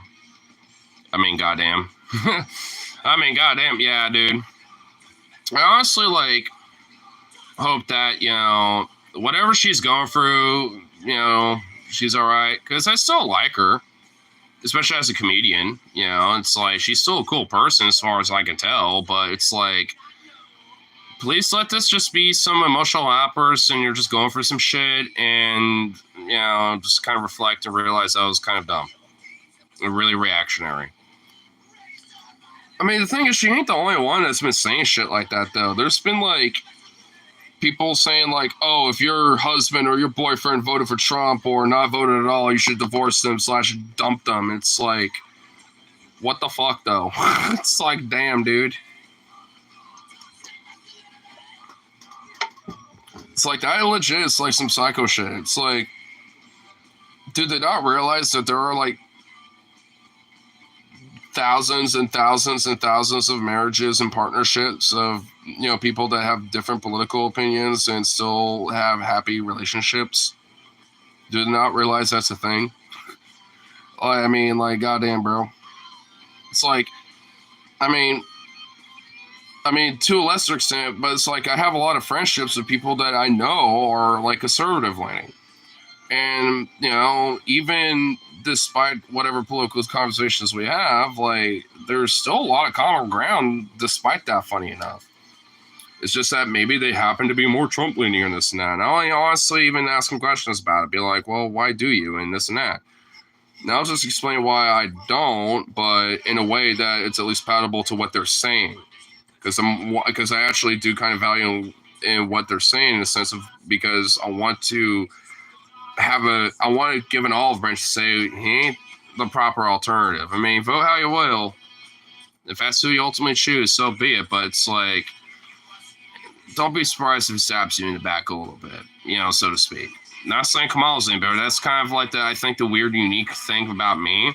Because I ain't trying to proselytize about Kamala or some shit, at least leading up to the election when it comes to them. Or the Dems broadly. I'm just talking some blue-collar shit. And, labor shit, basically, for the most part. I always tie into that. And literally 90+% of the time, that's where they're like, yeah. Even when it comes to, culture war stuff, or, queer people, or trans people and stuff, it's like, they even are like, I guess I get that. I can understand that a little bit. Because I'll start off with, some of that first stuff and tie it into some, this other, culture war shit they might or may not get whipped up in. And it's like, they kind of get it a little more. Because I've established a little bridge, when it comes to a commonality, and they kind of get it a little. It's contact theory shit, the black man Daryl Davis, for example, he deconverted over 200 literal Klansmen just doing shit like that. Contact theory is a thing, and it kind of works. in a weird way, it's kind of easier than people think. I mean, the more like far right / radical the person is, the harder it might be. But I mean, when it comes to just your average Joe Schmo, it ain't as hard as people think, man. You just have to listen to them and understand where their kind of framing is coming from and use that to your advantage. You kind of have to be a chameleon. And lefties especially, I think, need to learn that. They need to learn how to be kind of social chameleons a little bit. That doesn't mean you compromise your values, because I'm not. I'm not changing anything about my advocacy. I'm just framing it in a way to that it's understandable to these people sometimes. Or at least in a way to where I think they will get it, even if there is a little back and forth. But at that point, it's not some weirdly, fuck you, kind of argument. It's just like, oh, well, I see that, but blah, blah, blah. I mean, wouldn't that do this and that, blah, blah, blah? And I can go back and be like, well, no, because of, or X, Y, or Z. It's like, at least now it's just a conversation. It's not like some weird fucking political argument on Twitter or some shit. Because frankly, who gives a fuck about any of that garbage? It means nothing. The real fucking conversations and arguments that should be had, are the ones that I'm talking about, the ones I've had. Because honestly, I mean, I've had a lot of people, even kind of conservative folks, be like, if you go ran for something or something around here, I'd vote for you if I saw your name. And I've murmured about that before in the past, and I think maybe that's why they will mention that. But it's like, now you're making me I don't know. Because I was putting my feet to the fire a little bit. Because, I mean, there's a part of me that kind of does, but I got this shit too. It's like, I mean, for political ads and stuff like that, depending on how far up the chain I want to go, if I want to go up that far up the chain, it's like, do I need that? And frankly, honestly, I just use it to my advantage. It's like, what do you think I was doing for a lot of that stuff? Yeah, you can point out this or that. You can be like, oh, yeah, I had a few moments where I'm helly lit or whatever. It's like, I mean, but at the end of the day, most of these are about talking with people and actually trying to, put my thoughts to understand. Like if you're picking and choosing what you want to hear and what you want to see. And what I'm here to say, ultimately, when it comes down to all the shit is boom, just put down my shit. I mean, it's like, I just used it to my advantage anyway, but it's like, I'd rather just, cut to the chase instead of having to deal with all that. I suppose on a local level, no one's really going to dig that fucking deep unless they're that goddamn vindictive. And in this county, and some people that, run the county fucking politics around here, maybe. But if I were to, I'd go for my town first. And around here, I mean, I highly doubt it. I mean, also, I'll just kind of keep tight-lipped about it anyway. Well, I don't know. Maybe not. Because it'd be like, hey, if you want to talk directly to, your city councilor or your mayor or blah, blah, blah, then, you can pop on, various different social media because I want to be directly interactive with people. Actually, now that I think about it, I could use that legit as, a flex. Be like, hey, if you want to directly talk with me, because, I mean, there is value of politicians using social media and especially live streaming. I mean, say what you want about people like AOC or whatever, but when it comes to them doing Insta lives or whatever the fuck, it's just there's some value to that because now they're at that point, they're kind of directly talking to constituency. I mean, there might be a shitload of them to where they can't look or even read every goddamn comment that comes through. But I mean, in a way, there is a direct, or at least semi-direct interaction with their constituency at that point. All right, so I mean, say what you want about that type of stuff. I mean, agree, disagree about whatever they may talk about, but there is value to that. And we are in kind of an internet age and social media age where that might be important. In recent news, President Zukov has passed FDR's second Bill of Rights with the addition of the environmental protections of the VP Ignore Huskies Get Fucked Corporations clause. Yeah, that's exactly what I will call it too. Yes. Damn, based. adding free treats Tuesdays and Lake Up and Saturdays clause. Oh yeah, because Zukov needs at least a few quotas of that. Honestly, he's not even doing that anymore. He just wants to be a little gay dog and hump male dogs. Like, he'll try to be friendly with female dogs, be like, oh, you're my friend. And I think try to court them. But when it comes to male dogs, it's like, you're my friend. Can I fuck you? You're my friend of benefits, right? It's like, goddamn, dude.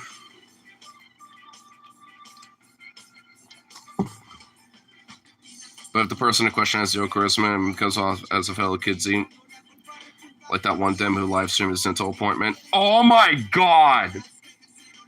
I absolutely forgot. Dude, was that Booty Judge? I think that was Pete Buttigieg that did it. Who the fuck was that, dude? Because I'm pretty sure that was Pete Buttigieg, bro. Live streaming a dental appointment?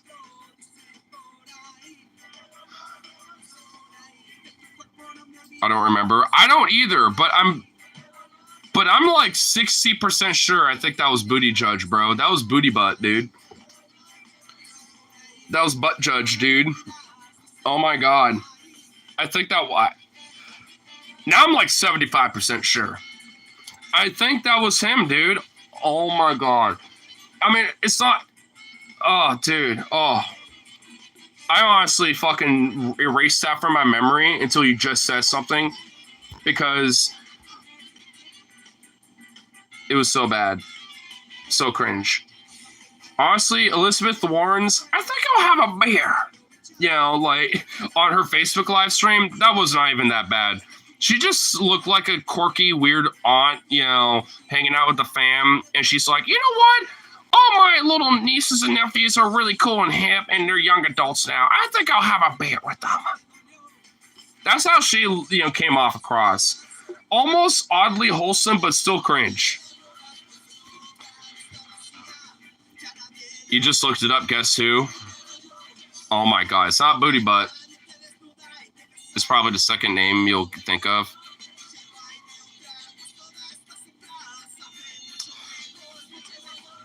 Actually, I want to think about this. Hold on.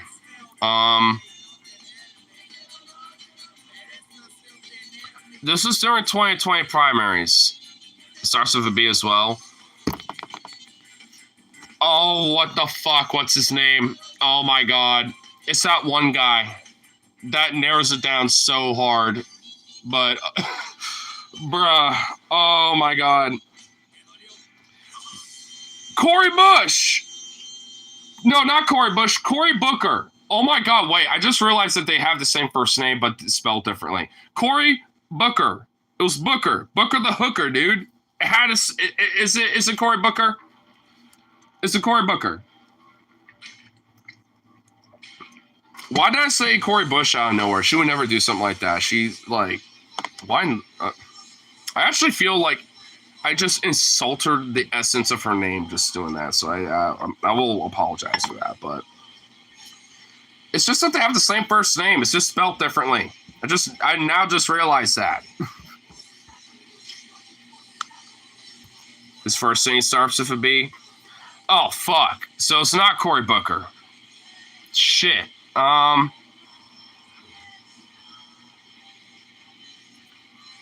Okay, now I'm actually having a hard time.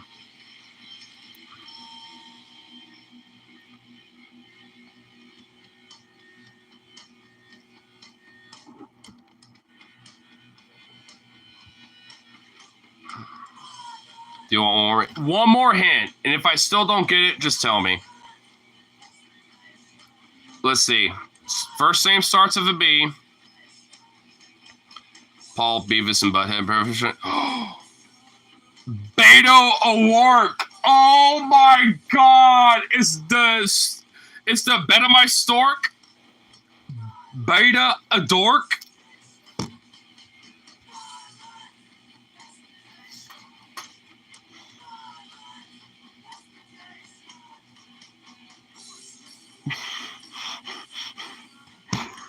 I love how the Paul Beavis and Butthead impression is what made me got it. Oh my god.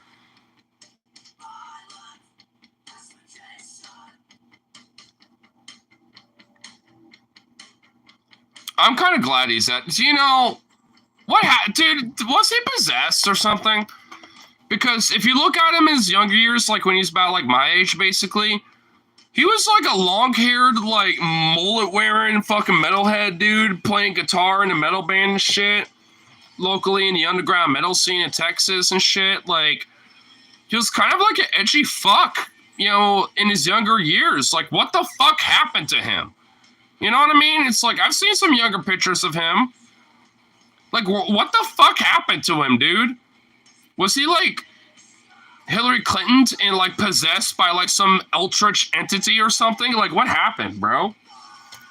Like, what the fuck?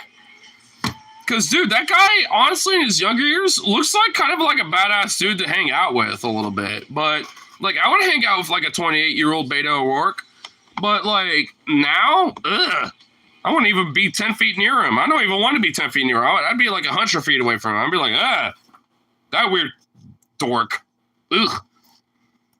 And if I were to be, you know, in his vicinity, it would just literally be to dunk his head in a toilet and just call him a nerd.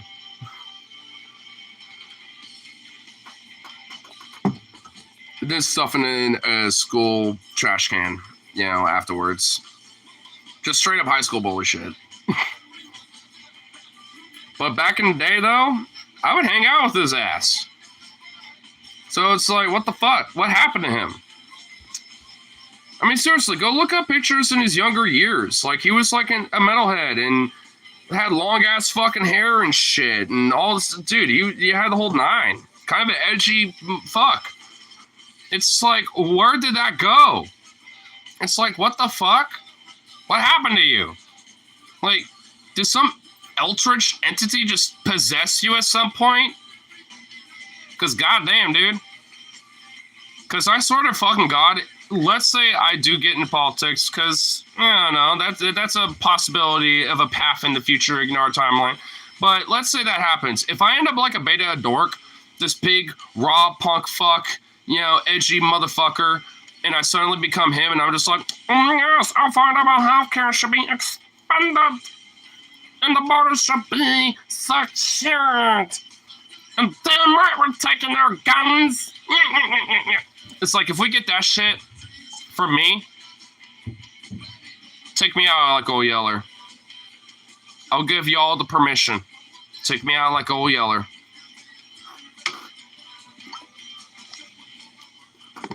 I guess in a way I'm literally consenting to it.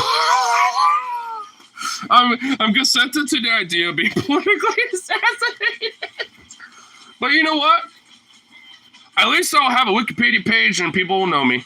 Be like, political assassinations in the modern times of the 21st century. My name would be on that shit on Wikipedia, so you know what? Fuck you.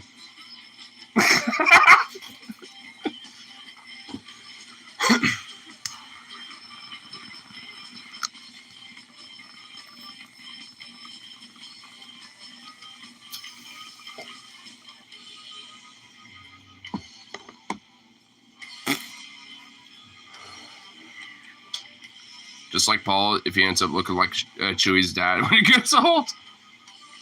Dude, you should. Have you popped into a Paul stream lately? Dude, he's looking like a respectable Union admiral in the Navy, dude. Blockading Georgia or some shit, bro. Dude, he's got that fucking...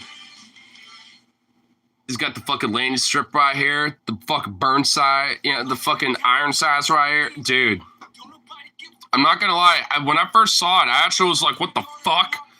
He changed up the beard. He revealed the chin.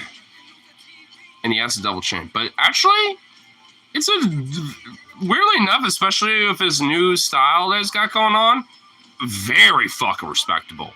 In a weird way, you kind of need like a little bit of a little double chin when it comes to like the burn sides, you know, those sideburns and shit that he's got going on. Because, dude, it's like, damn, bro. It took me a second to kind of adjust, but once I did, I was like, he needs like some flexi jackets. He needs like a hat like this, dude. He needs a cavalry hat. He needs one of these hats, bro. You know what? Actually, I'm swearing this from now on. He needs one of these bad boys, bro. He needs one of these. You know, dude, if I ever go to a meetup there's like I'm kind of like half tempted to be like, I want to find a hat like this and like kind of over time customize it. Maybe even sacrifice some of my feathers and give it to him. And then just like pin it up like this and be like, yo, if that pea coat, yo, you need to flex this hat though. Not literally this one. And actually, I probably shouldn't wear it because I know TJ's notorious for stealing hats. I've heard multiple stories from different meetups where TJ's stolen hats and never given them back. In fact, they'll try to like sell it to the same people who jacked the hat from. It's like, what the fuck? It's like, I need to kind of like be privy about that. Like, I need to like hold on to my hat a little bit. Maybe like, you know, do this while I'm near TJ. I was just about to say that. Yeah. Yeah, I know. Yeah, I knew you were about to. Because I know how TJ is.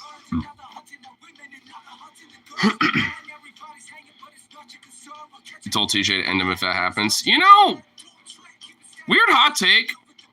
If someone signs a contract to someone and says, hey, if X, Y, or Z happens to me, they have every right to legit just kill me. And it's a contract, like a signed, documented contract. Like that's the clause. You can't just like have a verbal agreement. There has to be like literally a signed clause agreement. You know, like a legal binding contract. And it's like, hey, if you don't abide by it, then hey, whatever, nothing happens. But it's one of those things where it's like, hey, if you choose to abide by it, you can legally, you know, get away with it. Because, like, you know, straight up, like, if your friend is like, if, hey, homie, real talk though, bro, if I ever get dementia or some shit and you see the signs in me, we need to have a binding contract where you just, it's okay. You can take me out, bro, because I don't want to be going through that shit, bro. Like, if you got, like, a homie that does that, like, I can totally get it. Or, like, a family member or whatever, you know? I mean, because it's like another version of pulling the plug, so to speak. I mean, it's just, like, a different way of doing it. But, if, like I said, the clause is it has to be a literal, legal, binding contract. It can't just be, like, willy-nilly verbal, like, oh, yeah, homie, you could totally do that. And then just, it's an excuse or whatever, you know? Because I also avoid, you know, people taking advantage of it too. Because if like there's a heated argument with, you know, that friend or some shit, and you're like, you know what, bam, just blast his ass, and you try to like say, well, he was going for dementia, even though it's like 30. It's like, nah, come on, you know, you can't get away with that at that point. You know what I mean? So I mean, hot take, but I'm open to the idea of it. I won't say I probably would advocate it as like a thing, but I mean, philosophically, I'm kind of like open to the idea. At least that's a thought experiment, honestly. Because realistically, I don't think much good would come from something like that, like at all. It would probably just like give a lot of people excuses to just like kill their friends or family out of nowhere. It would just be probably a really bad idea. But philosophically, though, if like all the stars align to make it in the perfect world scenario, I could probably get it. But like I said, I don't know if I like overtly advocate it. I just think it's an interesting thought experiment, though. Because a lot of, I mean, let's be fair. I mean, we kind of all, you know, probably joked with friends, family, and stuff about, like, if this happens, you could just, like, take me out, you know, like, oh, yeller, blah, blah, blah. Like, I mean, it's obviously, like, a joke, you know, and that stuff that people say. So why not take the philosophical thought experiment and make it serious? You know, it's like, hey, let's say that actually happened. It's like, you know what? Would you do it? For the homie, though. Or for the fam, though. You know what I'm saying? It's like, because I mean, you know what? Now I'm interested in talking about it now. Because, I mean, think about it. Like, I mean, philosophically, let's say that you have a family that legit is, or like a friend, you know, that's like, yo, yes, do this, you know, if this happens, like dementia or Alzheimer's or Parkinson, whatever the fuck, you know, or like, you know, whatever, like, you know, Robin Williams had and shit, right? It's like, you know, hey, I mean, wouldn't you want to like abide the wishes of your friend or family and say like, you know, hey, you know, I don't want him to suffer. So there's some interesting philosophical conundrum because at the same time, you have to live with it. You have to kind of live with that. And either way, it wouldn't feel good. It'd feel shitty no matter what, right? So it's like, that's the interesting kind of philosophical conundrum with it, in a way. That's why I think, at least as a thought experiment, it's just interesting to, ponder, be like, Because for me, I don't know if I could for a homie. I'd be like, I'll let the doctors do that. I'll just take you to the hospice and let them do it. I don't know about that. I don't need that on my conscience. I guess, at that point, I'd be an old bastard. So I guess, would I give a fuck if I'm 70-something or whatever shit? I don't know. So that's the interesting thing. Because in the hypothetical, it'll be when you're elderly as well. So would you even care at that point? Yeah, I don't know. So interesting little experiment, for philosophical thought. Then when Paul gets in his 70s, it looks exactly like that. TJ hits him in the face with a shovel. This is what he wanted. And he says to dig the grave. Yeah, just smacks him in the face with a shovel to the point where it's just mutilated and just digs his grave. It's this is what he wanted, man. He wanted to literally be beaten to death by a shovel. Right in the face. It's just what the fuck?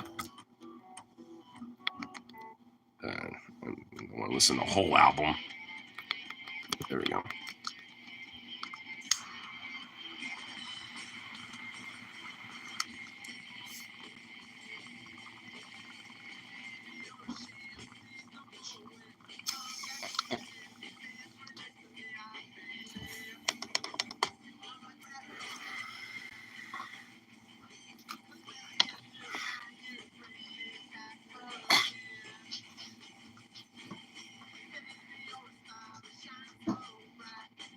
Also, I thought my dog was scratching at something over there, but I just realized he just locked himself in the lunchroom again.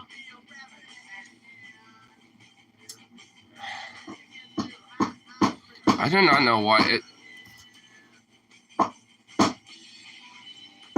I thought you said you were doing quiet shit tonight. That's not quiet. What? Dude.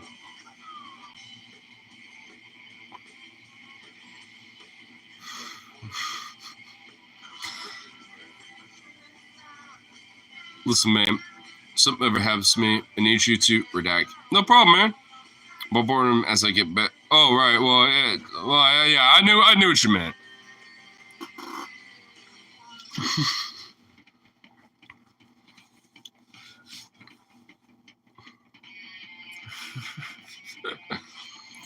I need you to kill. Oh, no problem, man. Yeah, for sure. Yeah, 100%. No, I need you to kill my boredom as I get better, man. Just entertain me. Bring your N64 over here. We'll play some GoldenEye, bro. Oh, I knew exactly what you meant. Yeah, I totally will. Definitely won't bring the 9, but definitely won't bring the.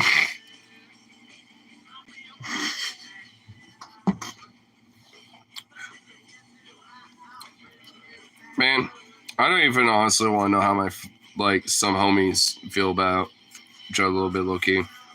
I noticed that my friend Harley also has another package. What? I don't even. He told me that's yeah, there'll be a couple packages here and there that I'll be sending your way a little bit because I'm kind of sick and tired of my shit getting sold sometimes and this and that. Bye. And I'm all right, fair enough. But it's literally almost every goddamn day where there is shit that's showing up. It's bro, what the fuck are you buying, bro? I'm kind of low-key starting to understand what Logan's talking about with Harley buying a bunch of random shit. It's dude, I get it, these are different parts and things and shit, pretty much, but it's my guy. You gotta live it in dirt days and all this other shit. You got things right now where you need to be focused on way more than all this shit. And I get this is probably from the previous paycheck or two, but moving forward, you need to stop doing this. For now, at least until you are in a better position when it comes to finances. Cause my guy, my dude, I love you as a homie, And I'm way more softer about giving you the hard pill, putting the applesauce, and also, I guess, my dick, in the mouth when it comes to that. But it's like, my dude. I also love that morning stream before I went to work when you're just like, when me and him were sassing with each other a little bit, you're just like, just fuck already. I just love that. I was like, we already did. That's why we're sassy with each other. Because I'm dead ass not lying. That's like literally what happened. He showed up, unexpected fuck sesh happened, and he was just like, damn. Well, fucking again. Well, you want to know, funny enough, like one of the things that he was like, ooh, I could just move in here. Because he does want to do that. I'm just like, well, if you are, then we'll just clean out a room. And he's like, no, I just want the shed. He wants to live in this fucking shed over here. It's like, my guy. Dude, like, you could be warm and all this other shit being in my room or another room in the fucking house or even the goddamn couch, my guy. It's like, because honestly, especially during the winter, for like January, February and shit, like, dude, let's be honest, he's not going to want to be in there. He's going to like cuddle up and be a snuggle boy with me, be a little bitch. I mean, I know how this motherfucker is going to be. Unless he layers the hell up and has like a shitload of blankets or something. Which, chances are he probably does. But either way, I know, especially in the mornings, he's going to crawl up in my bed either way. So it's like, why just go for that fucking routine and just skip the shit? I think he's afraid I'm going to literally try to fuck him every morning or something. And it's like, no. Sometimes I do want the cuddles. It's just every now and then, maybe occasionally, it just leads to another thing. But, I mean, it's like my guy. I'm going to have to talk to him, though, because, like, if he really is going to be moving here and shit, I'm okay with him, like, having stuff here, obviously. I mean, he's going to need that. But he needs to ensure and understand that there's kind of a line of saying about what comes here or not.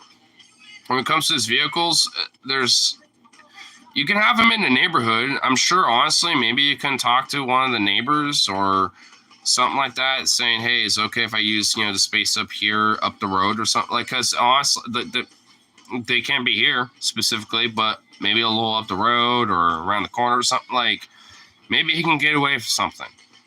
Maybe talk with some people. But they can't be here. So it's one of those things where it's like, that's definitely a line in the sand. And, bruh. So I thought. But it's just like, when it comes to just like his basic shit, his tools, maybe a few other things, obviously his posters or whatever. Well, I don't give a shit about that. It's just the bigger shit. Which a lot of that is his vehicles and a few other things. Which he already has a couple things stored here already, which ain't a big deal. It's just mostly some of his bikes and his motorized bike, which he was trying to fix or repair. And one of his parts they actually got, that he shipped over here, the spacers don't fit with the fucking wheel and everything and the axle. So he needs to probably get another pair or maybe see if he can return those for the right measurements and shit. So I don't have no fucking idea. But either way, it's just like, I mean, I know he's trying for a certain extent, but it's like, man, you kind of need to try harder. And that's also coming from me, because I also need to do the same thing too. But, like, goddamn, bro. It's like, I mean, your ass is, I mean, at least from what Logan said, seems like you're slacking, and I know you're very, very fucking defensive about it. And I ain't trying to be that guy. Because I'm your friend. He's like one of my closest friends. Like, the shit that I say to him, at least even if my critiques are the same, comes out of love. Because Logan comes out of it just because they're roommates. They don't really necessarily see each other as the same way at this point. At least as like friends and homies. Obviously, me and Arlie got a little Benny's going on top of that, right? So it's a little different, but that's kind of why, I try to kind of come at it from the same thing, but just couch in a way to where I think he actually kind of can understand. Because Loki can be a little blunt to the point where he can be kind of a dick sometimes. I don't think that's intentional. I just think that he's just a very blunt guy and just tell how's it is. And honestly, I legit fucking respect the fuck out of that.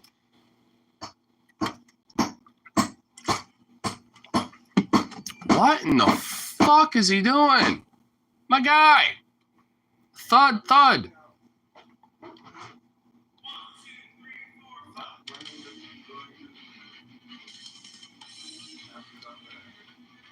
Dylan Madden was good. Thank you for making me. Who?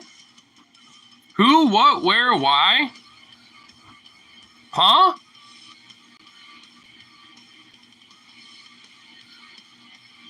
You got the wrong guy, my dude. I'm a blue collar stoner, bro. I ain't trying to fucking, like, dude. If I somehow made your ass rich, then please tell me how that happened so I can do the same, my guy. Like, what the fuck? Who? Come again? I hope you're still here, because I want you to explain this. Like, I'm not who that is. But what the fuck? Or is this a bot? Like, what? Well, you can't be, because a bot would not be, like, HJ. But that also looks like an alt. But still. Who the fuck is that guy? By the way, I'm pretty sure he's probably a huckster. Just gonna put that out there. But do I look like this dude? Do I somehow look like Dylan Madden or whatever?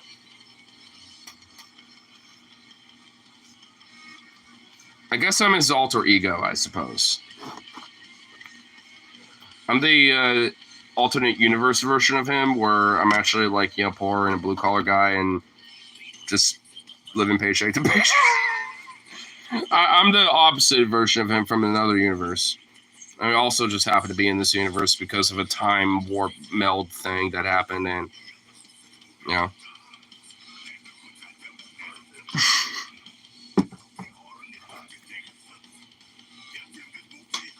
all this package: car parts, new headphones, crazy glue, and cuffs, a hedgehog, a hedgehog, a warehouse box of ramen noodles. Logan, Harley, what the fuck you doing? Well, dude, if you had a warehouse box of ramen noodles, I think the whole pad would be like, yo, fuck yeah, bro, make a gigantic fat soup of that shit, dude. We shall feast. Honestly, low key, if Harley ever did that, if he was living here, just literally bought like a warehouse case of ramen noodles for like $30 or some shit, I'd just be like, yo, homie, I'm gonna make gigantic fat witch's brew pot size ramen, and we're eating that for days, bro. And I'm gonna fucking put in the dankness and the scrumptiousness and invest in the veg, some egg, the dankness and all that shit, some chicken, maybe some beef or some pork, whatever the fuck I'm feeling, and just bro, and just have a big gigantic stew of that bitch. You know what? Whatever's left over, just let it simmer. Just let it simmer 24/7. Just kind of like that, Indian soup kitchen that's all communal and all free and all that shit. You just basically literally have to have a turban. That's it. That's prerequisite. Where it's all volunteer kind of shit where it's just literally centuries consistent cooking of a soup. Shit's always being added all the time. Always simmering. Always stewing in dankness and scrumptiousness. And from my understanding, it's probably one of the most dankest soups ever, dude. Honestly, I forget where it is. I know it's near New Delhi, but it's not in the city. It's somewhere else. It's in another city that's near it. I think it might be Mumbai or something. I forgot exactly where. But, bruh, if I ever happen to go to India, I'm going to that place because, bruh, the collectivist, communal aspect of it all, that just sounds awesome. This just sounds amazing, dude. I'd love to go to a place like that. You know, honestly, actually, funny enough, it kind of makes me, you know, remember a little thing that I was watching from the Tabernacle. And, bruh, apparently, I guess, like, there's, like, a lot of, like, weird, like, racist shit towards, like, Indians and stuff. And I'm just kind of sitting here kind of like, what the fuck? Like, why, though? I mean, I'm, like, cause apparently, at least, you know, in different realms of, like, social media is, you know, like, there's a lot of people that basically just like, you know, I used to have like a boyfriend who was Indian, but he was just so dirty and this and that, and just had like weird repulsive things about him that I just couldn't deal with it or whatever. It's like, what? It's like, bro, I've met a lot of Indian folks. I mean, honestly, one of the ones that like hooked me up with some of the music, you know, that works at a Sevi's, like, he, you know, is cool as fuck. I mean, honestly, as far as I care, a lot of them are as cool as fuck, you know, at least in my experience. But either way, it's like this weird shit about like, oh, well, they're like dirty and this and that, and they're just taking our gerbs. Like in Canada, that's like a really big thing because apparently, like, a lot of people are butthurt that a lot of Indians work at like Tim Hortons or some shit. And it's like, what? Why? Like, why is that even a problem? Like, a lot of them are probably just students, you know, with student, you know, education visas and shit, just working at, you know, going to university and just having to work there part time or something.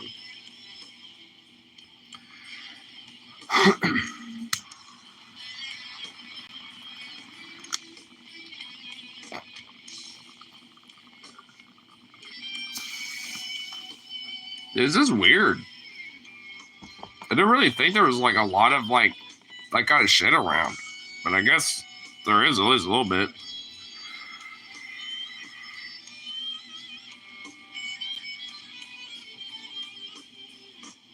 Is this a bot? Gotta be a bot. But you just retracted the last message and basically rephrased the same thing. Dylan Mountain? Who the fuck is this? I asked about who this was. This does not answer the question. The ire saw one be upon you. Want me to go sculptures? Hold on. I have Sauron. We're going to go Paul method. I have Sauron. The ire saw one be upon you. Who the fuck is Dylan Madden? Because I'm not that guy. And are you a bot? Two simple questions. 2 minutes, 13 hour, or 2 hours, 13 minutes in the stream. You got until 2 hour, 14 minute. Time a ticking. The eye of Sauron be upon thee.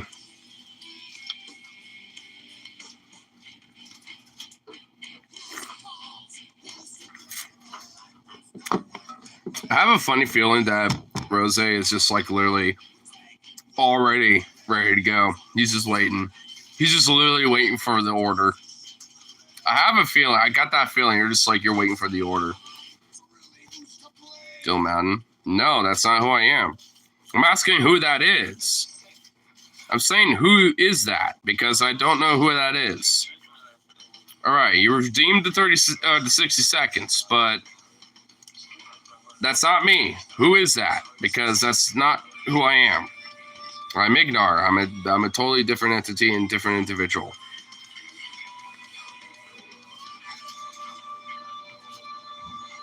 You know what? Actually, fuck the 60 seconds. You got a piss break.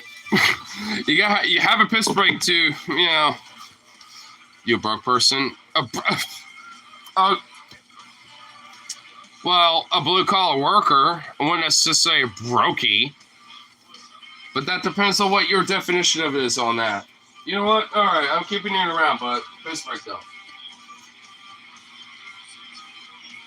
Man.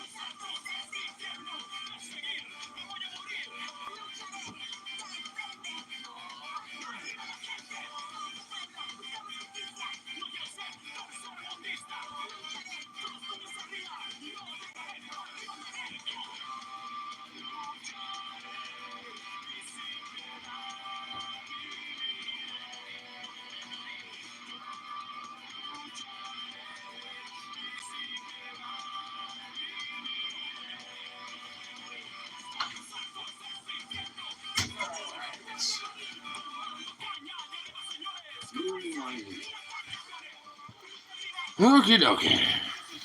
What?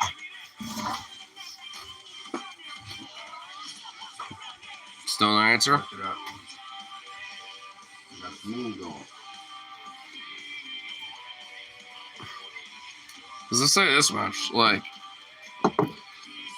do you like judge people based off like, strictly off of the finances? Because, people's, like lives and experiences don't go based off just of that shit alone.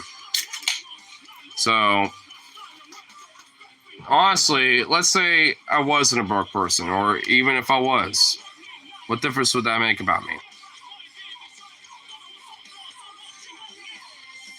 He basically sounds, it looks like a paler bot changer take clone. So how do I look like him at all? I mean, maybe it's just because I have the hat and my hair is all like swept back and shit, so you can't really see it, and I have it in a ponytail right now. So, but if he doesn't even look nothing like me, then would that guy be in a garage with a bunch of my flags and some random like Christmas fucking like wrap back there as storage or something? Would I be in a garage where I have a shelf with storage in the background, and for a sec I at least have some flags or something? Like, would Dylan Madden have that going on? No. But either way, it's like, what would it matter if I was a broke person or not? You know what? I'll be honest. Yeah. For the last 2 weeks, it kind of was because of getting fucked, from the last, 3 and 2 weeks prior because of, my hours being cut, on top of not getting vacation pay because of my work being shitty. But this, week's paycheck slash, with next week's paycheck is going to be really good because, I'm getting my fucking, back pay with that vacation time on top of working 6 days this week. At least if you're broke. Most people are very hardworking people despite being broke. Because, hey, I'm, someone that has to live paycheck to paycheck, and I'm a very hardworking motherfucker. I'm like one of the hardest working people in my workplace.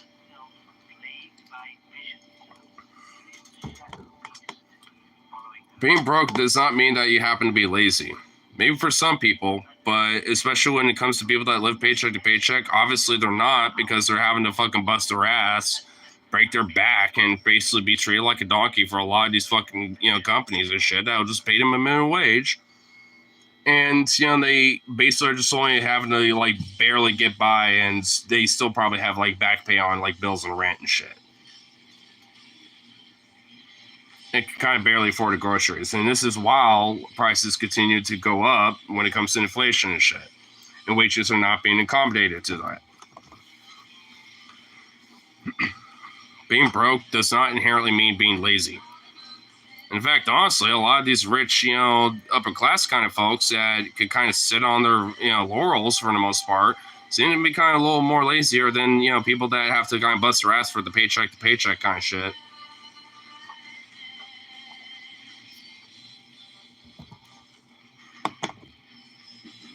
Especially when they feel so entitled to a lot of that wealth, when in a lot of cases, did they even really properly earn it? Did they have to fucking, get calluses on their fucking hands, to basically get that fucking, money and wealth? Probably not. Probably got the silver spoon fed to them of inheritance for what their parents worked for.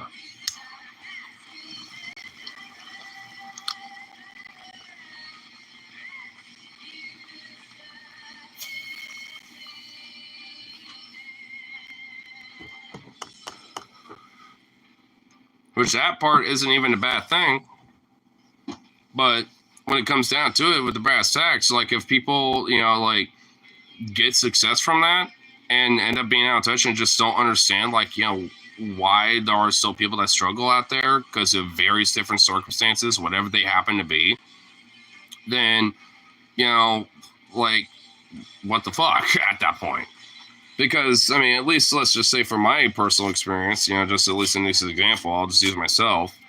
It's like a lot of my circumstances were completely out of my goddamn control. like a lot of where I am now was due to the Great Recession and, you know, my mother, you know, getting cancer and shit and having to go through like, you know, remission and having to go through like, you know, all sorts of different therapy where, especially with our privatized healthcare system, luckily we're in Oregon where we're not getting that fucked, but we still got fucked from that. And plus, you know, the Great Recession was going on at the same time during 08, 09 and during 2010. And it's like, you know, and a lot of my circumstances now aren't even in my control. Like, I was a kid growing up during that time. I was just about to get into fucking middle school at that point. Or I was actually in middle school for some of that. You know, just getting out of elementary and going into middle school during that time. So it's like, what fucking control and circumstances, you know, led to me being where I'm at now? It wasn't in my control. I was a kid. I mean, you know, it's like all, you know, like led up to now. Like, I mean, I was, you know, there's a lot of factors, you know, where there is at least a little control, which honestly has made where I'm at better. But I'm only one fucking person. You know, it's like my parents done their fucking work and shit. And honestly, why I was talking about, like, you weren't in here, but it's like when I was talking about Social Security and codifying that, you know, as a part of our federal budget and actually, like, you know, securing that as a proper fucking social service for people. It's why I'm a big advocate for that, because my parents need it. And in tandem, I kind of do, because they need funds and shit like that to fucking pay the bills just like I do, because I can't be the only one doing it. You know, so it's one of those fucking things where it's like that shit is very invaluable. And even people on welfare or whatever, when it comes to things like Social Security and shit, they're not fucking lazy. Like my dad, despite being a broken fucking walking around with a cane and stuff, is still like busting his ass and working his shit. Just not necessarily doing it as a job. But still. I mean, people's experiences are very fucking different, and that's why we need just these basic things and these basic social services. And, you know, not judging people just based on how much money they fucking got. Because there's a lot of people out there that bust their fucking ass and shit, and sometimes aren't even making fucking money doing it.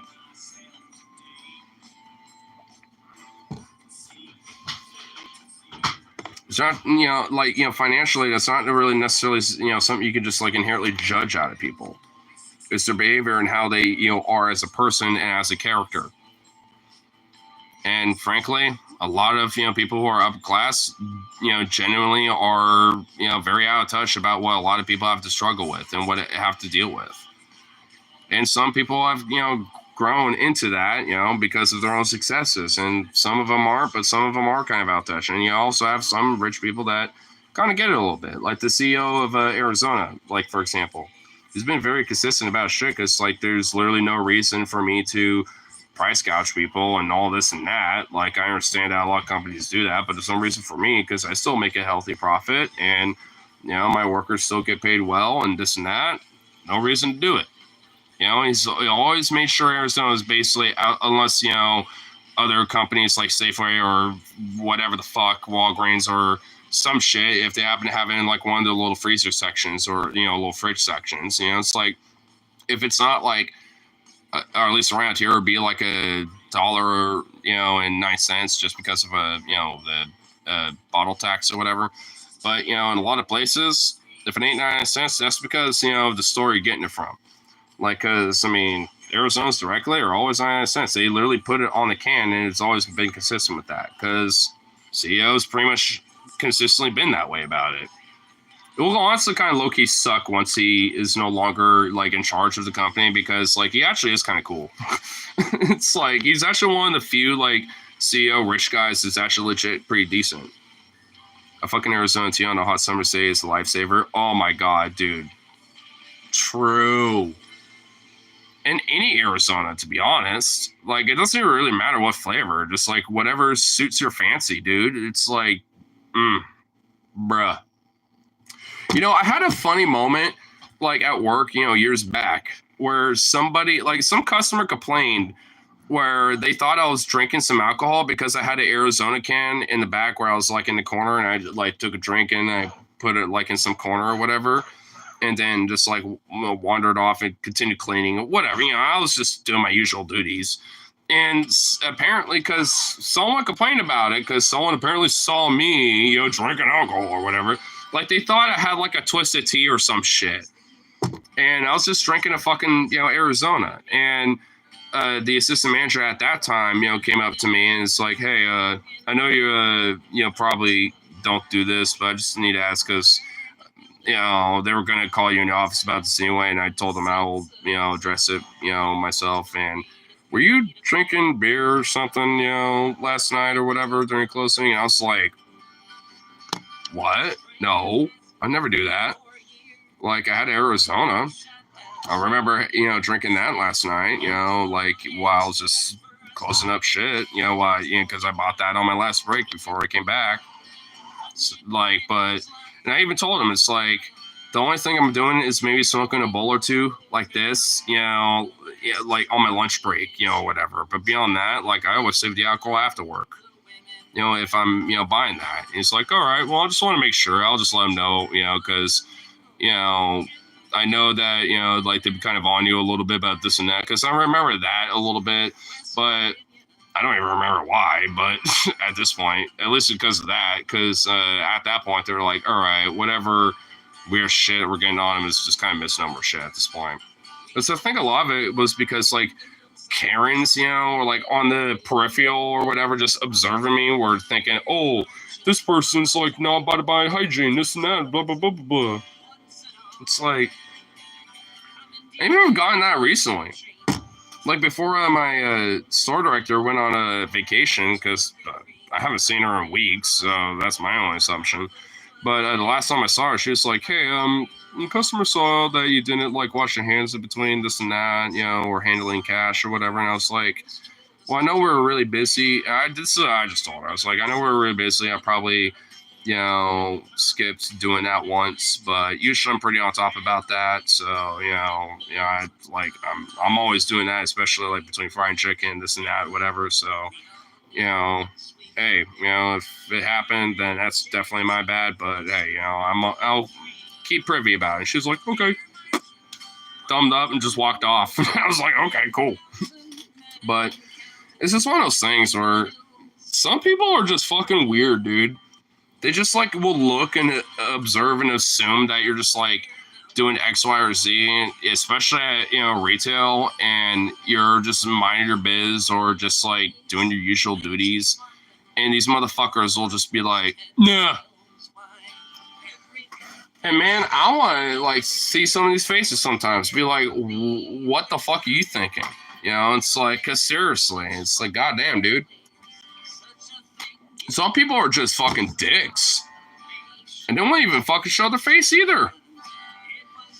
I actually weirdly respect the motherfuckers that will at least, be a douche to my face, because it'd be like, oh yeah, at least I want to fucking have back and forth now. And I've done that a few times. Even when I have a whole fucking line, I'll like, just, one dude to be like, because I have like one of my China shifts be like, hey, this person's, upset or whatever, can you deal with them? And I'll be like, all right, give me a sec. I'm finishing this, fried chicken or whatever, because I'm the only person here. As soon as I'm done with this, I'll wash my hands, go out there, see what's up. Do all that shit. And they'll be like, oh, the meat count's closed, huh? I'm like, yeah, it's just me tonight, and this is closed down right when I got here, because we're going to have to close early, because I'm the only one here, basically, outside of the China chef, so yeah, I can't help you with it right now. He's like, oh, so I just can't get any meat now or anything? I'm like, yeah, unfortunately not. I mean, you can go to our police site section or just come back tomorrow, but yeah, not today. And the dude walked off for a little bit, came back, and was like, oh, so I really can't, huh? And I was like, bro, I told you the same, like, what you think I'm going to get a different answer? And in the middle of saying that, he was like, oh, I was like, and I didn't even finish the answer. I was just like, well, if you're going to do that, then just get out of the store, bro. Fuck you, bro. Like, I mean, you're not going to disrespect me and think you're going to get service, especially after that. I'm going to be addressing these people because they've been patiently waiting, and it's disrespectful to them on top of myself for what you just did. So get out of here. And I just fucking went right over to those other people, and, one of the other people in line, it went like, good job, man. and just did that. And the other person's like, man, that guy was kind of a douche. The person I initially was helping, the first person in line, I was like, yeah, they kind of were. Because, like, I already told him the first time I was about to help y'all, but then he came back trying to, think that I was going to, like, oh, fine, or whatever. It's like, no, I'm not doing that. If it was closed when I got here, I'm not opening it up again, especially if I'm the only person and literally the only person that was working that fucking deli counter that day was the China chef. Like,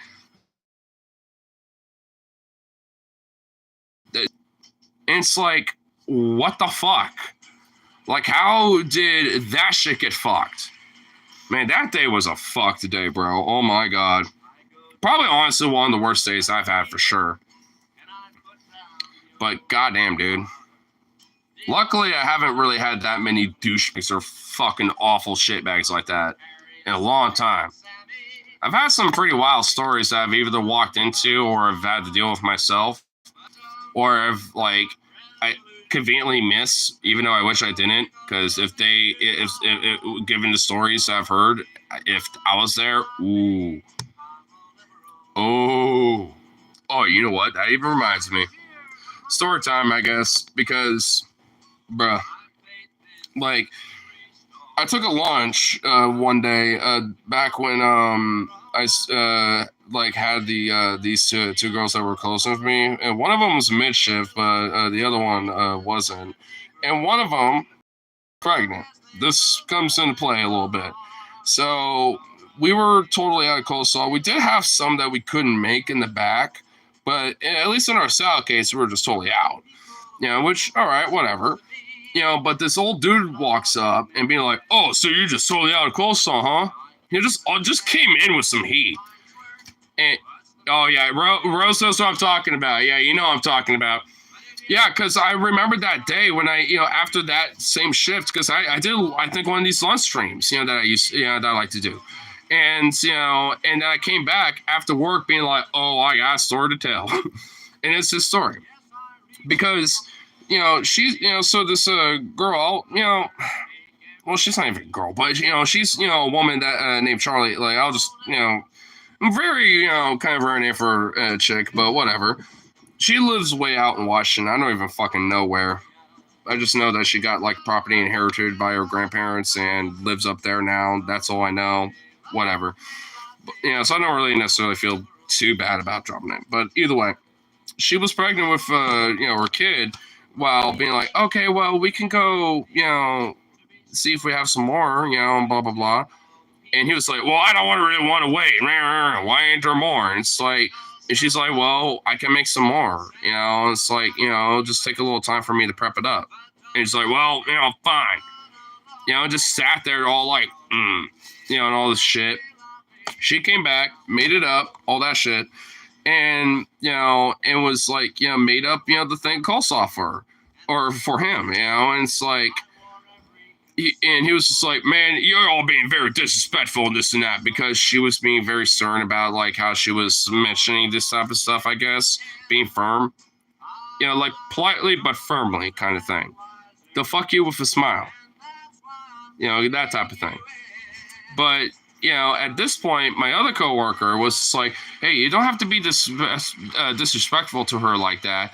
And we have the right to refuse service. And it's like, if you keep this up, we're not going to serve you anymore. And it's like, whoa, and it just like fucking popped off, chucked this fucking coleslaw at a pregnant woman, in a direction to where it can maybe get some secondary backfire at, my other coworker who's an older, woman herself. And it's just like, I come back to work, and apparently this is like 5 minutes after this happened. And I, look down the counter, I'm like, there's literally coleslaw everywhere. Like, what in the fuck happened?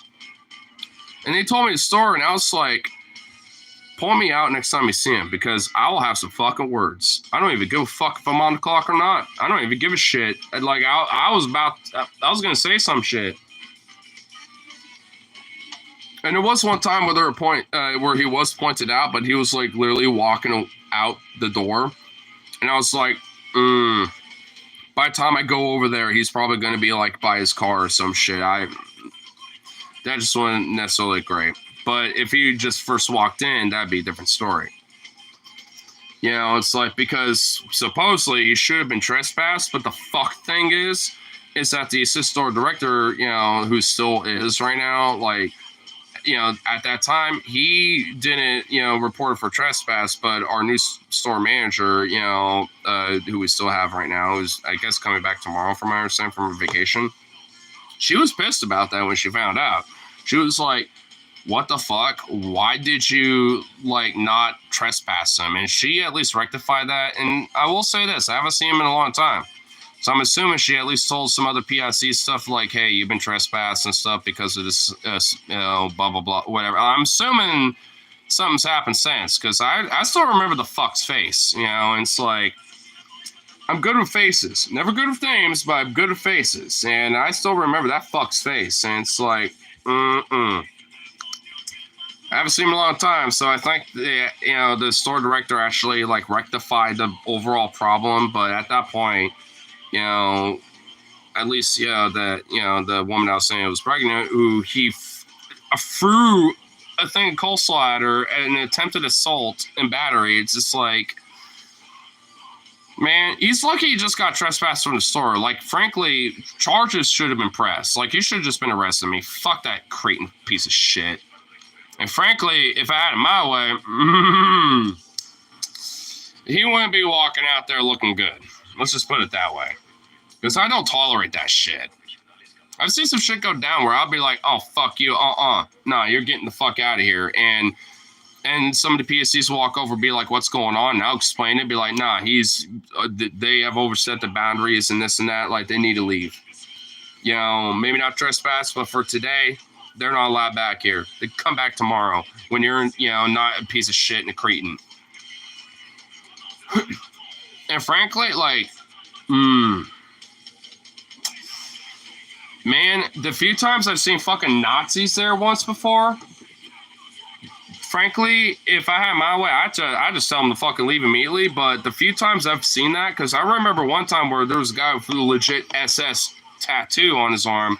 And then there was this couple that was wearing a sweater from their local Nazi chapter or whatever. And on the back, they had different little SS logos of their little chapters around Oregon with a major swastika with their little HQ, shocking, in Medford. You know, and it's like you got this, and they literally look like some redneck, hillbilly, yokel white trash too, by the way. And so many people were commenting on their shit, and I didn't even want to help them. I refused to. It's like, I looked at my echo and I was like, want to help them? They're like, why not? I'm like, look at their fucking hoodie. I literally mentioned that, and they're like, oh. I'm like, yeah, I'm going to say some words. I was like murmuring, it's like, I'm going to say some words if I help them. Just do it. I'm going to stock up our hot case. Now walk in the back, do that shit. And I came back out, you know, after like some JoJo's were made up, and they were still there, like, you know, picking some stuff out here and there. And I was like, I was literally sitting here like, man, I am on the clock, and if I wasn't, I sort of fuck, dude. Because it, like, hey, we got your freedom of expression, but at the same time, that doesn't mean you have freedom of consequence. And some people might got some fucking words to say. And guess what? That's their First Amendment right too, bitch.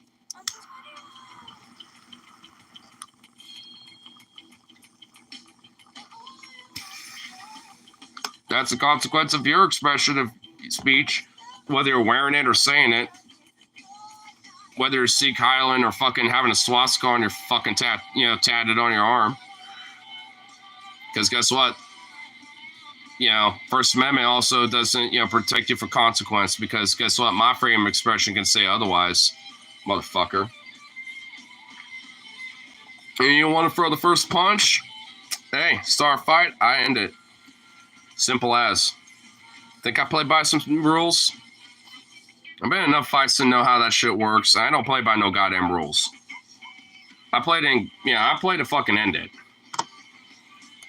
And those rules are very loose as shit. Loose as fuck. I might legit not, look very intimidating, but that's the thing. I'm actually kind of, weirdly enough, it's an advantage. Because people don't really necessarily see me as, like, this big, like, oh, I'm about to fuck your ass up kind of guy. I mean, legit. I mean, most people don't really, see that out of me. But I do got that in me. It just, you got to push me to that level. And also throw the first punch. Because at that point, I don't play by no rules no more. All bets are off, so to speak, at that rate. When it was strapped. In Oregon, dude, when it comes to self-defense laws and fighting and shit like that, it's kind of strict. When it comes down to a firearm being used in a situation like that, let's say maybe this neo-Nazi hypothetical guy that I fucking talk smack to and they want to start a fight with me and pulls out a strap, and all I'm doing is just, using my fists, they would still go to prison and no longer, because of the felony of using a firearm, would basically legit, like, it would fuck themselves more than me, despite me having a bullet in me. You know what I mean? I get fucked, but that motherfucker gets fucked way more than I do. Unless I was coming at that guy with a gun, there's no legal jurisdiction for him to do so, back at me. But that's just the state of Oregon. You have to use equal force when it comes to a firearm. Unless someone's coming at you with that shit, or your life is absolutely fucking threatened, like someone is on top of you with a knife or some shit. Unless it's like some very specific circumstances, like, that shit's a no-no, period. If you're in a fist fight with someone, you ain't pulling no strap out. You fucking fight on equal terms like a goddamn man, don't be a bitch. Because honestly, when it comes to that shit, I kind of agree with it. I kind of agree with Oregon's, like, self-defense laws about that. If someone's, like, fucking, like, swinging on you and you want to pull the strap and just shoot them, you're a bitch. You're a fucking bitch. Like, fist fighting back. Fucking, go on equal terms like a man, dude. And by the way, like I said, there ain't no rules to it either. Use whatever the fuck you want. Just don't come in with the strap. Or the blade. Unless they come at you with a blade. What about knives? Unless they come at you with one. Or I guess unless they're literally, like, smacking your head on the concrete to the point you're probably going to legit die or some shit. Again, I would say arguably there are some circumstances where that can come and play. But at the end of the day, it's like, I'd say that's a no-no. If it's just a basic little fist fight, like a drunken fight on the street, if some guy pulls out the fucking knife or a fucking strap or whatever, that is crossing the bounds at that point. Just fucking fight him with the fists and until one of you are incapacitated and then just fucking walk it off or whatever. And frankly, it should never went there in the first place. Ultimately, it's just better to fucking walk off. It's just better to walk away instead of doing, ultimately going to that position. But if you got some motherfucker that just does not know what the fucking line is and it just refuses to walk away, like, then, yeah. Sometimes you gotta fucking smack a motherfucker down a little bit. I just kind of have enough of a gift of gab to where most times I've talked a lot of people down. There's a lot of people that have come at me, even at the karaoke bar sometimes, and I just feel like, yo, bro, just fucking chill out, man. I'm trying to be reasonable. I'm trying to talk with you, dude. I ain't trying to be a dick. But you're being a dick to me, and that kind of makes me want to be a dick, and I don't want to be a dick. And eventually they just kind of chill out. And sometimes kind of realize, oh, I guess I am being kind of a dick, huh? You are being kind of reasonable. It's like, I mean, I've done that way more than been in fights. Because, I mean, like I said, I don't play by no fucking rules, and I don't want to be in that situation. But comes to it, then it does. But hey, at the end of the day, I'd rather talk my way out of it because honestly, talking way out of it, it's just way more fruitful. I mean, because ultimately, no one gets hurt. Yeah, you might be a little salty because, someone kind of, ruined the night a little bit, but, whatever. Just, fuck them at that point, And they'll probably feel the same way, but, they'll probably feel the same way too, the same way. Oh, well, fuck them. Just let it be that way. Ultimately, that's just better. It's better at least just, like, talk the way out of shit, but hey, like I said, I mean, what kind of started a convo was me piping up to like a fucking Nazi, sometimes, especially when they pop in at work, because I've seen that before. And it's like, for me, it's like, hey, we all do have ultimately a right to refuse service. And when it comes to me, I would refuse service. If you're coming in with a fucking hoodie that has some swastikas and SS, fucking logos on your little local chapters in the local state of Oregon and shit, then get the fuck out of here. I ain't gonna serve your ass. We, as a business, have the right to refuse service, and I refuse service to you. Got any reason for it, and that's my reason. Go fuck yourself. Ultimately, it's like, offensive as shit, all in all, and if I, was not on the clock, I would have way fucking strong words about it, so to speak. You know what I'm saying? It's like, and I even seen, some little, like, dorky little shrimp pop of a fucking nerd with an SS tattoo and shit, with, like, the nerdiest of fucking glasses, and I'm just like, and it fucking bowled my fucking, skin, basically. I was like, whoa. I was like, man, I want to fucking pipe up some shit, because I saw that, and he didn't even buy anything. He just literally walked around the store and just left. He's like, he, walked around, perused a few things and just literally left. And I was like, man, ooh. And one of my coworkers that lives in Eugene now, like, I was telling him about it. I was like, oh, damn, really? But hey, no reason to be heated about it, because I was kind of popping off a little bit. And I was like, well, it just kind of upsets me that we could just kind of allow that a little bit, and some motherfucker like that, just has a tag. It's like, well, I get it. I'm Jewish and stuff. I understand.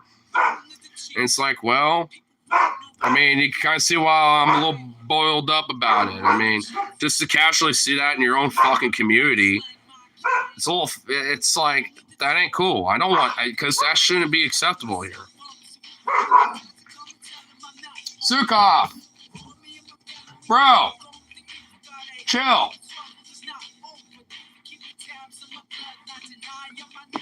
Well, look, if you're willing to gamble your health fighting him, then you're obviously willing to risk game over. Unless someone wants to fight, though, I'll clarify that. Yeah, I mean, ultimately, I don't think any of us wants to be in that situation. Like I said, I don't want to, like, be in the no rules barred fucking fight situation. I don't want to be there. I just understand how that shit works, and I ain't gonna play by no rules if it ultimately comes to that, even though I don't want to do that. But the thing is, I value my preservation more than your ass, so if it came to that, I don't want it to be that way. Like I said, I legit would rather just talk it out. I mean, I can't even tell you how many times I hypothetically could have been in a fight, but I've just talked my shit out of it, and people just chill out and walk away. And eventually, yeah, they still will be like, oh, he's an asshole. And yeah, a lot of people will probably still be like that. You know what? Fine. Fuck him. But whatever. At least it wasn't a full-on fight. I absolutely rather prefer that. Because I ain't trying to fight. Because I know I will be a brutal fuck. Because I'm going to be doing the first thing to ultimately make sure that you're not a threat to me anymore. Because if you do that shit, I like I said, it's a no rules bar thing. I mean, if I have some random object around here that I can use, I'll use it. If I have like something on my person that I know I can use that can kind of hurt a little bit, I'll use it. Like, like one of my pins or something. Rip one of those out, take a little push pin, and just jab that in somebody. I mean, it's like one of those type of things. Like I said, I mean, when it comes to something like that, I'll use whatever I can to incapacitate you, or at least make you not a threat anymore, and get away at that point, so I can fuck off. And obviously, maybe call the proper authorities about it and assess the situation at that point. And explain the situation and stuff. But ultimately, like I said, the only time it will ever come down to that is if the punch is thrown at me.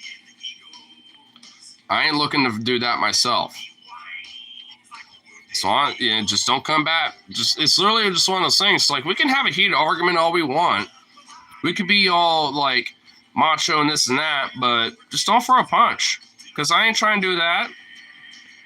It's just one of those things where it's like, if you're too much of a bitch and you want to do that shit, you know, I might not look like, you know, a fucking strong figure and stuff, and actually in a way kind of like, you know, in a sense to take advantage of, but dude, I've been in my fair share of fights. Even, you know, from high school, from 2020, from elementary, I've been, you know, throughout my life, you know, I've been in a fair share of them. Not a lot, but a fair, you know, a good decent little handful or two. A lot of them I'm not really too proud of, as some of them I am. You know, it's like, it just kind of depends. At least, honestly, the ones in 2020 I'm a little more proud of. But, but at least, you know, when it comes to, you know, like growing up and stuff, it was, a lot of that was just like literally the totem pole bullying bullshit. But I was on the lower end, but there's a few others lower than me. And, you know, as a kid, you don't realize the fucking implications, and you just kind of, you know, keep the fucking bullshit, you know, going, so to speak. But, I mean, you know, like I said, you know, it's like I've been in my fair share. A lot of them I'm not really proud of, and that's why I don't like to fight. Because honestly, growing up, it was kind of fucked when I was doing it. Because it wasn't right. It wasn't for, like, self-defense or someone trying to come at me or some shit. It was just because, you know, I was bullied, and then I just kind of, to kids who are lesser than me, basically, so to speak, you know, not literally, but at least in my mind at that time, I did the same thing to them. Especially, you know, in middle school. Like, that's especially when I did it. Because that's when I was really physically fucked when it came to that shit, especially 7th grade. I've talked about it a few times, but it's like, ooh, for me, it's a heavy topic.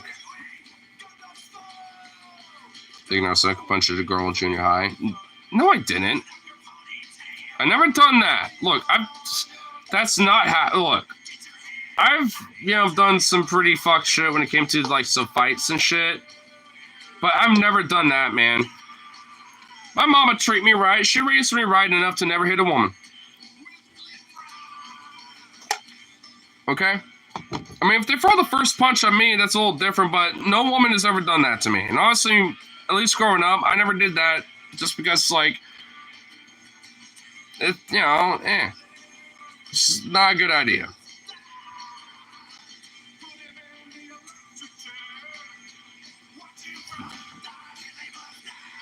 And that, and also, it's just like,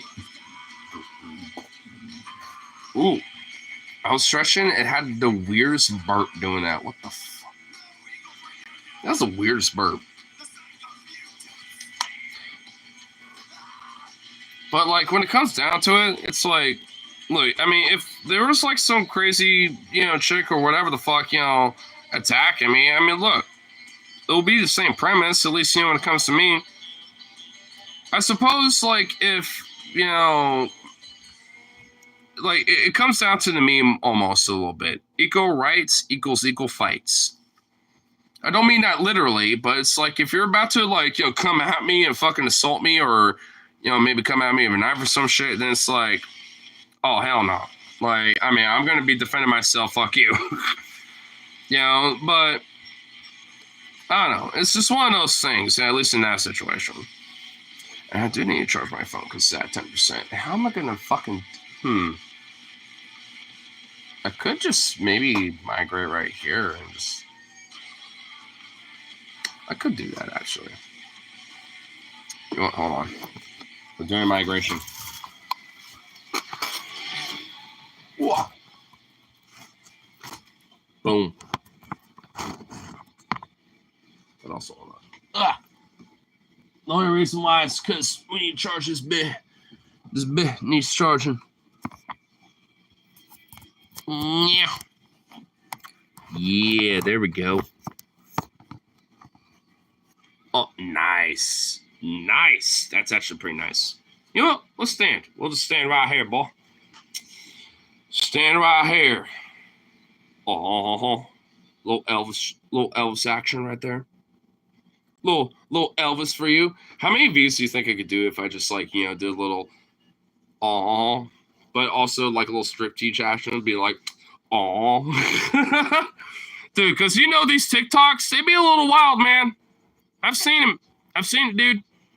These TikToks be fucking nuts sometimes. You can't deny that. I also missed a few chats while I was doing that. Because she refused to go out with his friend. That never happened. SMH, ignore SMH. Well, SMH fucking Venom, because he's the one fucking gaslighting everybody. With a wingman with women like Ignore, who needs enemies? Wow. You know what? Fuck you, man, because I've been a good wingman for my homie Logan a few times, okay? He had like a fucking MILF Asian chick at a party once after like visiting Heritage all up in his shit. While I'm sitting over here talking with some other people in this little fucking little house party thing that was going down. Okay, fuck you. I'm a good wingman. Fuck you. Offense. Offense. I love you, bro. It's all good. You're a good homie, okay? I'm just saying. You're wrong.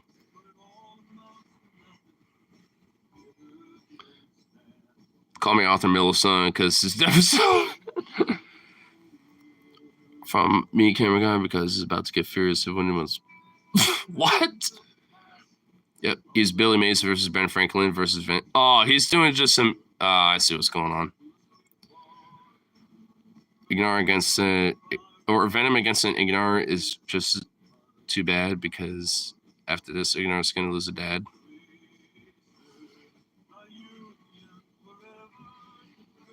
Huh? You should be comes to Pants Revere, so this one's pretty comfortable material, but the pockets are a little shallow. Yeah, I should, dude. Yeah, these ones are my old pants, and honestly, dude, I got a fat hole where literally that phone will literally fall out of this hole, bro. These are some old pants. I'm actually surprised my work has not fucking, shat on me on it because got a hole right there too. The bottom of these are fucked. See what I mean? Like, it's like, bruh. These pants are old. I do have some fresh pants, but they need to go in the laundry room. Well, I won't do it yet. I need to give Zuzu a bath first. And also my every other day bath, routine thing. So we'll, have that. After that, then I'll do that because I don't want the, washing machine to take up all the fucking nice warm water for me to be like, warmth. I can just sit here for like a good minute or two, just like, embrace the warmth. Because I kind of want that. Just a little bit. Well, now we're doing standing action, so every now and then I'm going to be over here, but that's okay. And also I'm going to be doing squats. I'm going to be doing some exercises now.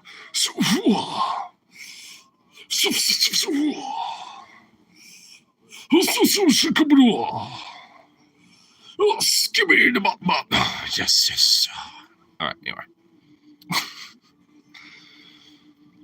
The power invested in me by the giant ball bird, the president shall not be the shiniest of the two turds.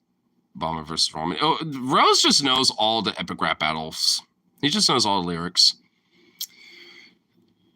I'm just assuming Venom is just spamming epic rap battles of history lyrics, so.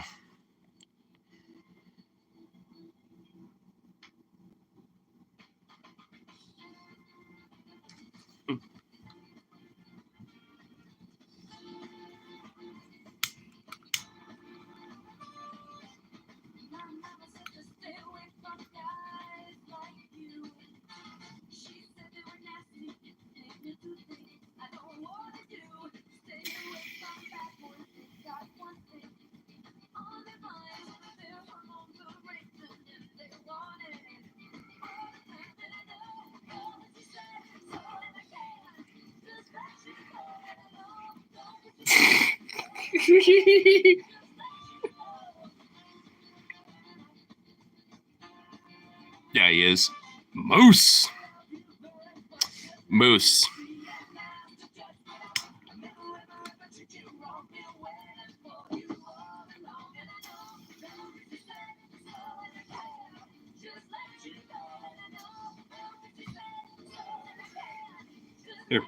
Best break. Be right back. Enjoy some safe Ferris.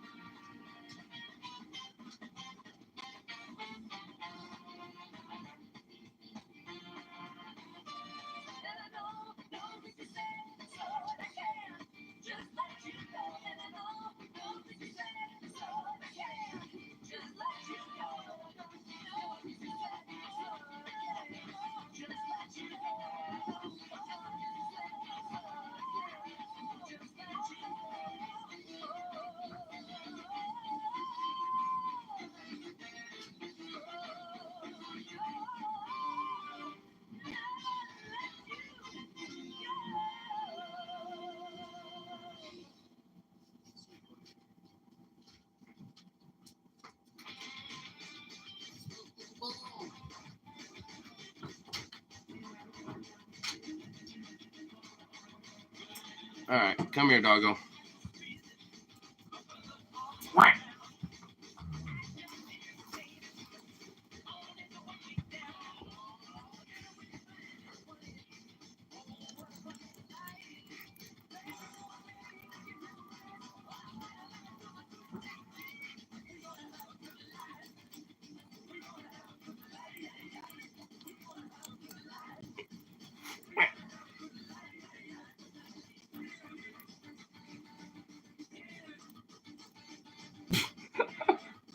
Oh my God! Look at those little eyeballs. The light's refracting on the eyes.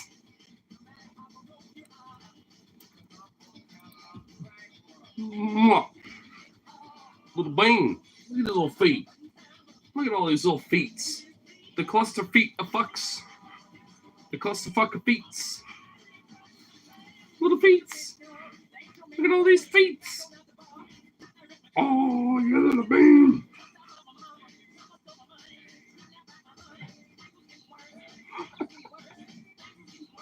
Little bean. Oh my God, look at those eyes. Holy shit, those are piercing right there, dude. Those are some piercing eyeballs right there. Oh my God. Hey, get your foot out of my fucking mouth. Look at him. Oh my God, he looks like a fucking demon, dude. I can see why people thought hellhounds were a thing. Because if you have a dog and you just got those eyes staring at you, I can see it. I can see it. Little bean. Little baby bean.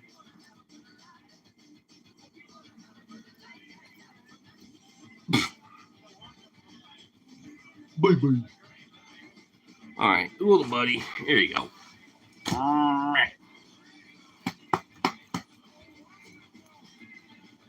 Little wheelbarrow dog. Little wheelbarrow.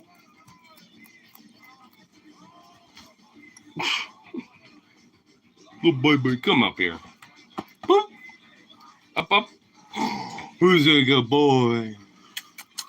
Who's a little bean? Baby up here, up, just a good boy. Hello, baby. Little bean. Who's a little bean? You're so cute. You're just a good boy. You're just a good boy. Yes, you is. Oh, yes, you is. How am I going? You just have those little nuzzle scritches. You have the little scritches on your little nuzzles. Yes. Yeah, man, going. Yeah, bye. Oh, look at you. You're so little baby boy. There's a little bean. There's a little sweet bean. Oh, he's a good boy. Good boy. This little bean. This bean. This fucking bean, though. Oh, dude, he loves the shit out of this, bro. He loves his little muzzle scratched. Look at this. He loves this. He loves the fuck out of that, dude. He just wants nothing more than that. That's all he wants in life. Oh, god damn it. Why did I do that? Now I have to fucking readjust this. Son of a bitch. Son of a bitch. There we go. Cool. Oh, we'll take a knee. Oh, there we go. That's actually kind of nice.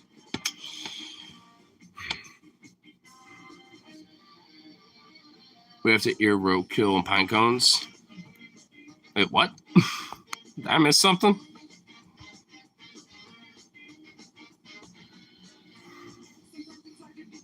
Teddy Roosevelt appeared in Trump vs. Kamala. I haven't watched the newer ones. He announced that he was going to make it so he can only buy what he deems as healthy food, making him useless. Elon Musk is already knowing Trump, and they're rumbling so he won't last 3 months. Well, dude, you know how Venom, you know how I was talking about like the Republicans are going to be doing infighting, in the next 4 years. It's been happening, and now it's happening even more. So, yeah, bro. I'm kind of feeling that they're just going to be fighting with each other too much to really get a lot of shit done. He's talking about Elon. Yeah. Which, if that's the case, then you know what? I mean, let them fight. The MAGA America First / like neocon old guard Republicans are fighting with each other. Elon is like kind of, ruffling everybody's feathers in one way, shape, or form. And it's just so narcissistic, that is competing with Trump's, narcissism. I mean, they're not really in a good state of affairs. I don't really necessarily, I don't even really think they expected to even fucking win, So now they're at like the last second, like, oh fuck, we need to like put some people in places. And Trump's to like, going to the first yes men, that are in line basically when it comes to this different shit. That's why we got Marco Rubio for press secretary, Mark Huckabee for the ambassador for Israel and shit. The guy that literally believes in the fucking rapture and the second coming of Christ and all this other insane shit. If Israel were to conquer all the Middle East or whatever the fuck. Dude, like, he's just like going to the first yes men, dude. And you think all these motherfuckers agree with each other? On a lot of various different things, sure, but especially their big things that they really want to get done. I don't know about that. Because he likes the spotlight too. Yeah, there's too many people that love the spotlight. Mike Huckabee does because he had his own fucking show. Yeah, it's like weird, like variation, like a right-wing version of like a night, Stephen Colbert show or whatever. For a minute. He was doing his own shit, for a while. It's like, dude, none of these dude. Remember John Bolton? Like, he was in the Trump administration the first term, but he didn't last long. A lot of people, like, fucking, what was his name? Like, Sean something? The guy that used to be the Easter Bunny or whatever?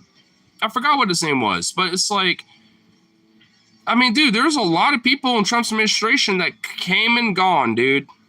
Multiple people over those 4 years. So, you don't think this is going to be any different? Because guess what? All that is infighting. Why do you think Trump's biggest thing is basically literally just standard Republican shit? Constantly, doing tax cuts for the rich and shit. Maybe doing some cultural war stuff here and there. A few other things in between. It's like, all in all, it's just standard Republican shit. Honestly, you really think it's going to be much different with Trump now? Because the same shit is pretty much going to repeat. This is like literally 2016 2.0. We're like almost like in the Twilight Zone now, literally, when it comes to this shit. Like dead ass, bro. I mean, even some of my friends are feeling it. Even Ripsday was like, this guy got some 2016 vibes a little bit. And he was saying that like a day or two before the election. Expected to be much more fascist. I don't disagree. Republicans are fascists. Republicans have been fascist since fucking Reagan, bro. Like, I ain't disagreeing with that. Preaching the choir of that one, homeboy. Project 2025. And honestly, I've looked back at some Republican administration shit. Project 2025 is literally just rank and file Republican shit. They're just adding extra stuff to it, you know, indemns, you know, for modern times, but ain't much different. It's just like, you know, an attempt of one of their fucking Republican bullshit mandates. And it ain't good. Never gonna fucking dog on that. I just think this idea that it's like somehow a new fucking boogeyman is a little silly because it's not. It's like, you know, this is standard Republican shit. They're just more emboldened than ever to just like let the freak flag fly a little bit. And sometimes it backfires, sometimes it don't. I mean, we've seen it a lot now, you know, at this point. Trump did like 60% of the Heritage Foundation stuff last time. And we're seeing the same thing with this time. I mean, like I said, man, it ain't much different, bro. I just don't think it's going to be like as fucked as people think. It's still fucked, but I don't think it's going to be as like, I don't think like Auschwitz 2.0 and like all this other shit's going to be happening. You know, it's like there's a lot of shit's going to be bad and going to be rough. I'm sure like really my biggest fear, frankly, is like a lot of his weird hyper loyalist vigilantes. Because I got experience with that shit. Some of the stuff when we're having a talk about like, you know, having a fight when it comes to no rules bar kind of shit. A lot of my fights that I was mentioning that I'm okay with having or I was a little proud of in a way was dealing with Proud Boys, Patriot Prayer motherfuckers, because Joey Gibson and his little fucking goon of Nazi thugs would always come down to Portland. And also I found out even would be at the little pool bar that I used to go to during 2020 as their little meeting spot. Once the owner of that fucking bar and the rest of the bartenders and everyone else knew that that's who they were, they kicked them out and they banned them from being there ever again. And good on them. Because they don't want that affiliation, and also they just don't want to be a bar that's like hyper affiliated with, you know, any political group, period. You know, it's like they're okay with people being political sometimes with conversation, but they don't want like some group being there making it like their little spot to fucking have meetings and shit. And the Proud Boys tried to do that.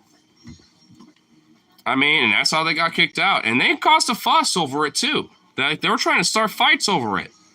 It's like, oh yeah, what a great way to try to make sure you don't get banned there. Like start a fucking fight or two with the bartenders and the, you know, other people that found out who the fuck you were and start calling your ass out. It's like, yeah, what a great idea to make sure you come back to the fucking establishment, you fucking retarded fucks. Nazi fucking coward bitches. And like I said, good on them, because they're never going to be welcomed here in my fucking town.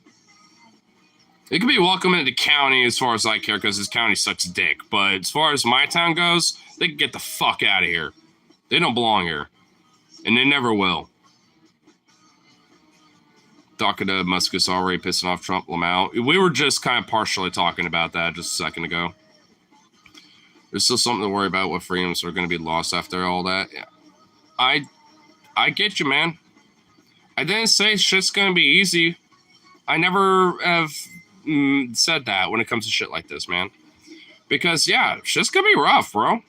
I just think that there are certain things that are a little over-embellished. But despite that, yeah, it's going to be rough. But that's why I emphasize that local, state politics stuff, labor politics, you know, community action stuff. That's why I emphasize that. Because if any of us really expect to try to, like, huff it out, especially the next 4 years, that's going to need to be the most important thing right now. And especially as progressives and leftists or wherever the fuck you want to call yourself, or honestly, fuck the politics shit. It doesn't matter what spectrum you're on. It's like that just needs to be the most important thing. Just get together with people. Just talk with your community. Like, go to one of your bars and just talk to people after a drink or two. Offer a drink with someone and talk with them for a little bit, you know, or whatever the fuck. You know, just do some shit like that. You know, if you're at a restaurant, talk to one of the waiters that, you know, pops up, because side convos happen from there too. You know, it's like, just the tiniest of little things like that, you know, do really matter a lot, because it kind of gives those people a sense of like, hey, there are people that kind of care about me. because they care. You know, I mean, there's fruit to that. It's little and as insignificant as it seems, but when it comes to the local level, that's more impactful than you fucking think, man. Depends on if Trump just targets federal government or if he goes for states also. It's unknown because he has made contradictory statements. Well, dude, Trump just will fucking say whatever, like, yes man is in his ear, and also whatever his base wants to hear that given day. He's always going to be contradictory in his statements, dude. You can literally, like, one day you can hear Trump say one thing, and by, like, 3 days later, you'll hear him saying a complete opposite statement of that fucking thing that he was just saying. Like, straight up, like, he makes contradictory statements all the time. He's a con man. He lies and fucking, cons people all the fucking time. That's his bread and butter. Ooh, all right, I'm sick of kind of squatting. Doing this now. Honestly, I think video games are the new bread and circus has been to keep us from revolting. Well, dude, entertainment and media is always like that too, bro. Same thing for movies. Same thing for, TV shows. All this shit. Same with literature. Same shit, man. Ain't that different. Same with content creators on YouTube, too, if you think about it. Especially with certain people that are out there that are very active on those type of things. From the Zans to the David Pacmans and all that shit. I mean, it's like, there's a lot of people out there, not just them either.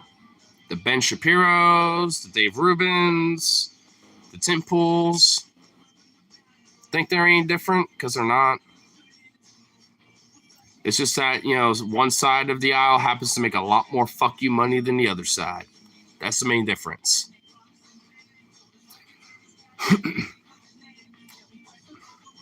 Imagine if they made a chip that allowed you to control someone like a video game.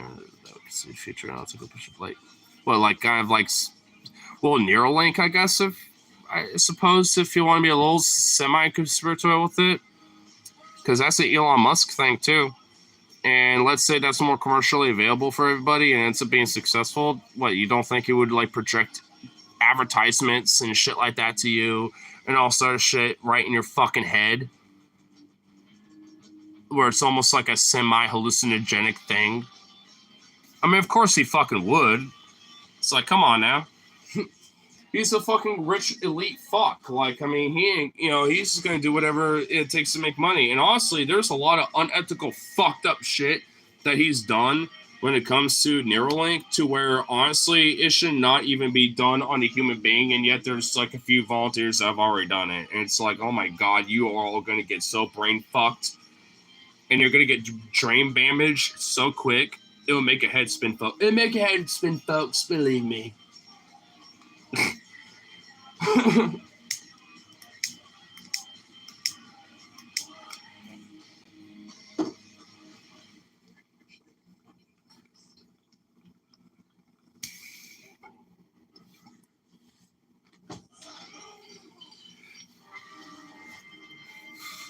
Down for cyberpunk stuff, but not in my head.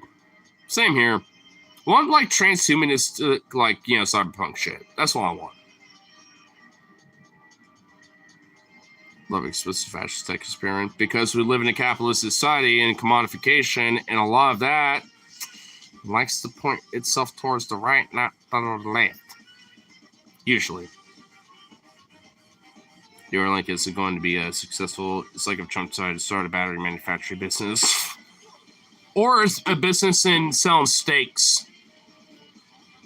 Because he's already done that a lot.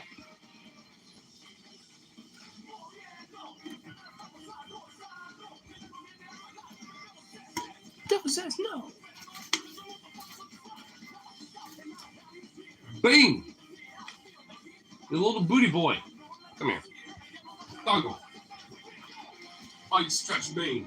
You stretch your Bing. Don't be laying down. Oh my God, you butt. What are you doing? Oh my God. Here, come here. Come here. Stop. Come here. Oh my god, you fucking ragdoll of a dog. Jesus. So much effort to fucking pick you up. You bang? Oh.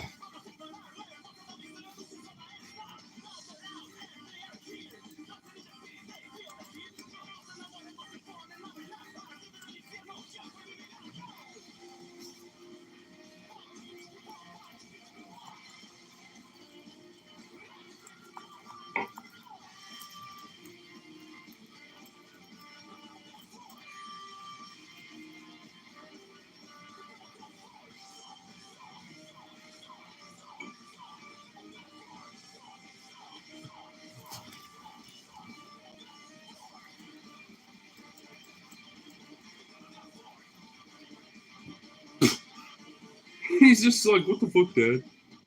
What are you doing? What are you doing to me? Oh. Ugh.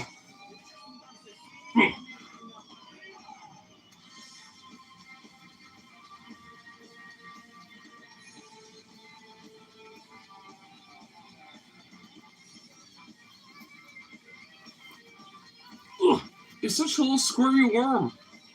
Well, so am I, but you'll probably get that from me. Oh my lord.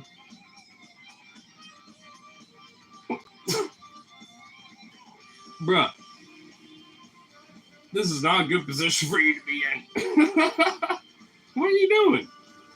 You bling.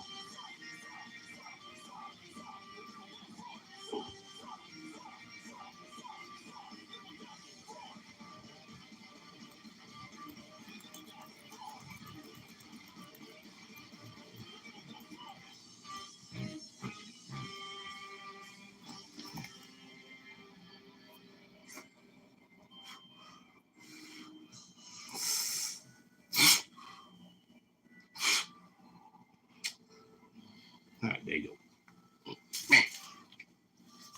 Little bang. Urban's Secretary of State Lamau. The DI hire Gates as Attorney General. The DI hire? Oh my god, what the fuck?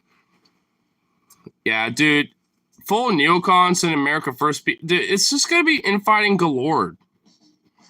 They're not gonna be able to fucking, like, agree with each other. At least not in shit that matters to a lot of the MAGA crowd and conservatives and the Republicans. Like, they're all gonna be clashing with each other.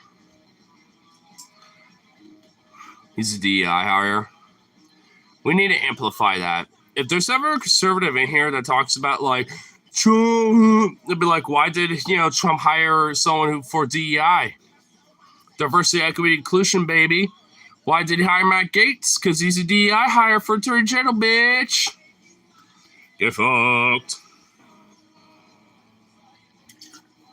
Because, yeah, he ain't qualified at all.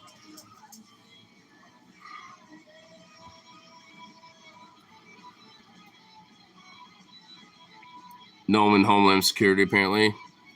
Really? Yeah, dude. It's just full of neocons and old guard Republicans. It's just starting to look like it's going to be a standard Republican administration. That's what I'm starting to think. Trump's going to be doing his shit. He's going to be, doing some extra shit on top of that, but I don't know if, like, what we're going to be expecting is going to be really fundamentally, ultimately any worse than any other Republican administration. At least no worse than Reagan or Bush. Because even Trump, like, arguably, debatably, was, not as bad as Bush was for his 2 terms. But now we got a 2-term Trump administration. It's just got a stopgap between. So maybe that argument might be different. But as it stands now, I don't know. That's changed yet.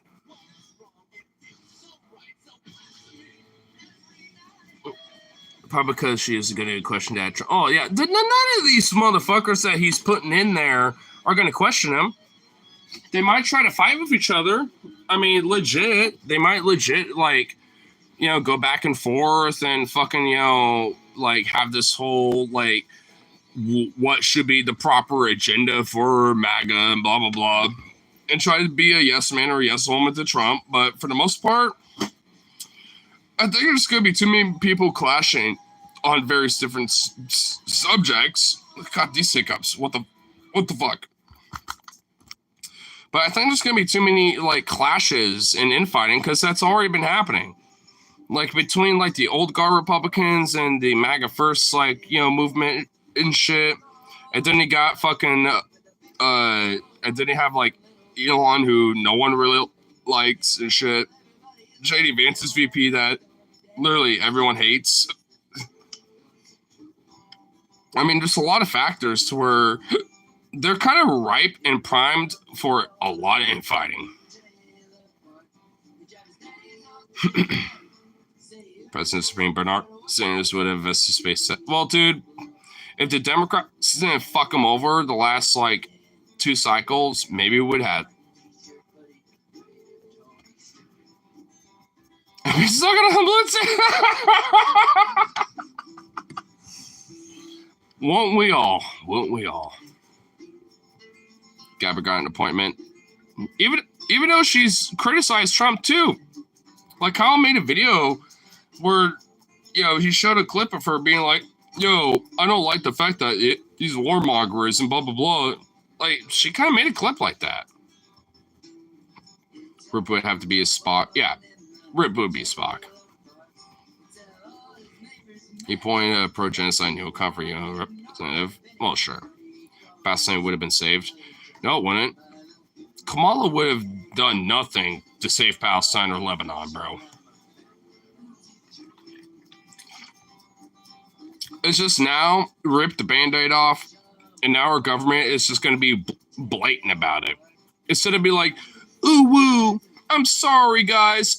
Anyway, here's a bunch of billions of dollars to fucking continue it. Trump's going to be like, fuck all of you, I hate you all. Detestable scum. Detestable scum, let me just tell you. Anyway, all the money you want, destroy them all, baby. Same Bernie. Well, Bernie, yeah. Well, yeah. I mean, with Bernie, it would be different, yeah. I'm just talking about like with the hypothetical Kamala in the street. Oh my God, these hiccups see fuck. Oh my God, go away. These hiccups though.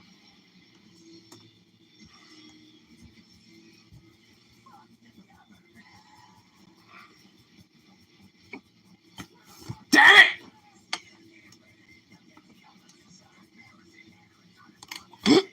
Fuck!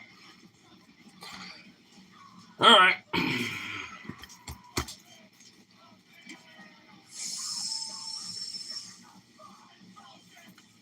Oh, you know what? I know what might help. Be over here for a sec. Hold my breath the entire time while I'm doing this.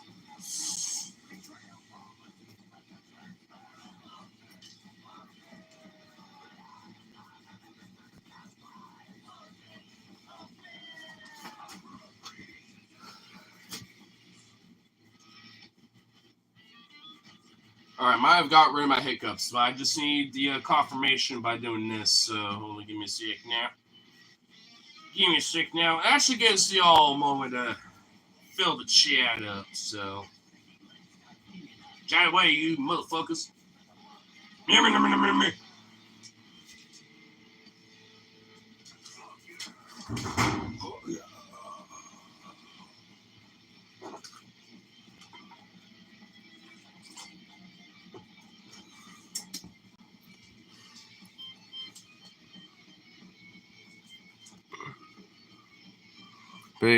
So when come on them, let's do them Gen 6. Dude, that's never gonna happen, bro. Just fucking pretend that never will happen, okay? Just because it ain't. If the leftists try to Gen 6, it will not end well. Dude, it's not even gonna be a thing, dude. It never will.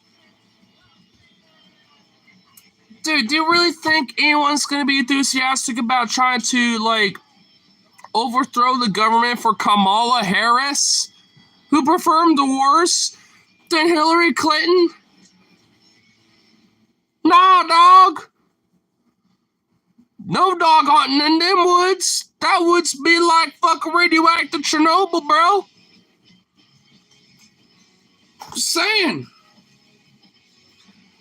No dog hunting in them radioactive woods.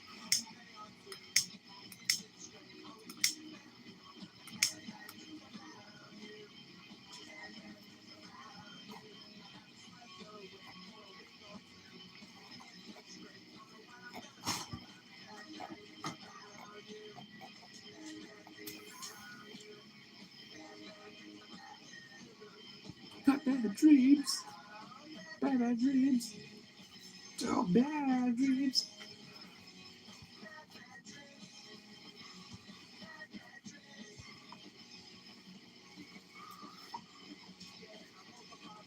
Maybe for Bernie, I do it for Bernie.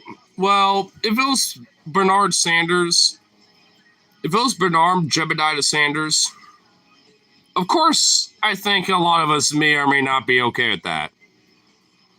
I wouldn't be able to go to the Capitol for something like that, but if it came down to, like, you know, shit in Portland going down, you know I'd be in that shit. Just saying.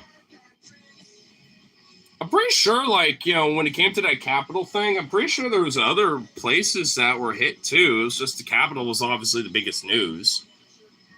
Weren't there other towns or other cities that had that happen? I'm sure there were, but I just don't overtly remember right off the top of my head just because the Capitol was like the big thing that everyone remembers on Jan 6. If I remember correctly, I'm sure there was at least a couple. Maybe some of it might have been like reactionary protests, like some places, you know, being like, oh shit, these Trump fascist fucks, we must protest against this. There might have been maybe that, but I don't know. I mean, it seems like, if I remember, it seems like there were a few others out, you know, outside of, you know, the Capitol too. I could be wrong though. Basically, be some hypothetical treason here, Lamau. Would it be though? Because honestly, the treason that happened in this country happened long ago, and none of us, you know, were given the fucking notice. No fucking American was ever given notice of the treason that happened in this country. Arguably, for me, in my opinion, it happened ever since Reagan. Since 1980, that's when this shit's been going down. I mean, honestly, arguably, well before then too. We all know the business plot, right? Who do you fucking think was the VP before Truman? Like, that guy got fucking, you know, skipped over because a lot of the business, you know, class, you know, knew that, you know, FDR wasn't long for the world, and they knew that he was too fucking successful. So, hey, instead of trying to fucking do a coup d'etat against him, because that would never work, why not just, like, make sure that we pressure him to compromise with a certain VP that we know will do business with us? Why do you think that fucking happened? Truman was the worst fucking president in the world, but you have to kind of realize, you know, why he was put in the position at the time, you know, that he was. And for that, low-key, fuck him. He was nothing more than a literal fucking pawn.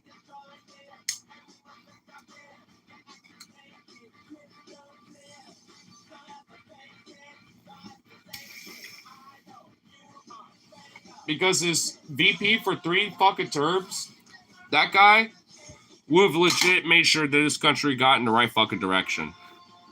Dead ass. But nope. FDR put a bandana on capitalist and Reagan peeled it off. Honestly, FDR, if, you know, like I said, man, it wouldn't be that way if it, you know, if the business class basically didn't forcibly compromise, you know, his administration a little bit, because because if you look at the electoral / campaign, you know, shit, you know, with his terms and stuff, his third term was a little bit of a challenge, you know, and a lot of it was due to domestic politics because so much of it was going to the war economy, which wasn't bad, but like they were kind of wanting more of it on top of, like, you know, leasing up on certain specific, you know, leases and lend-lease programs and stuff, not just the Soviet Union, but of other nations and shit. There's a lot of factors to it. And basically, Truman was essentially meant to be kind of like the compromised position on top of a few other things at that time. And of course, his final term was never completed due to his death. And from that, he essentially, with Truman, kind of allowed a lot of this to go into full fruition. I mean, it's hypothetical that FDR probably wouldn't have dropped the bombs, and when it comes to the nukes. And do I believe that? I don't know, to be honest, but it's kind of interesting to think that that could be a hypothetical. I think it would be a coin toss, in my opinion, but maybe not, but coin toss still. It's one of those things where it's just like, we're never going to know. And maybe his previous vice president, I think his last name was Landon. It was like something Landon. I forgot what his first name was, but I think it was initial VP was Landon. And he was kind of essentially like, not literally a photocopy, but a very good, like, almost kind of like the Elizabeth Warren to Bernie Sanders almost. Like, Bernie's like the more like progressive radical guy, while Warren's got like 2 feet, in both, sides of the door, so to speak.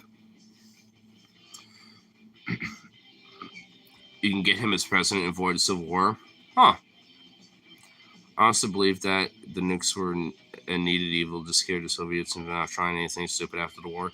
Well, because they were planning on doing an invasion. Like, they technically declared war on the Japanese, right before we dropped the bombs. Like, they were planning a whole fucking invasion, especially in North Japan. They were ready to do it because they already had conflicts with them, and they already had antagonism towards them anyway, just because of the Kowloon Goal situation that happened back in, like, what was it, like 36, 37 or something like that? They already had issues with them. So it's like this basically almost like, well, you know what? You're a part of the Axis powers. You're the last motherfucker on the fucking docket, and you're not surrendering. So we're finishing the job. I mean, I ain't blaming the Soviets for what they were thinking. The U.S. kind of had to finish the job because did they want a East versus West Germany thing with Japan with a North-South Germany? It would not have been good. In fact, it also would have led to a lot of bloodshed and conflict, if you think about it, because look at fucking North and South Vietnam or East and West Germany.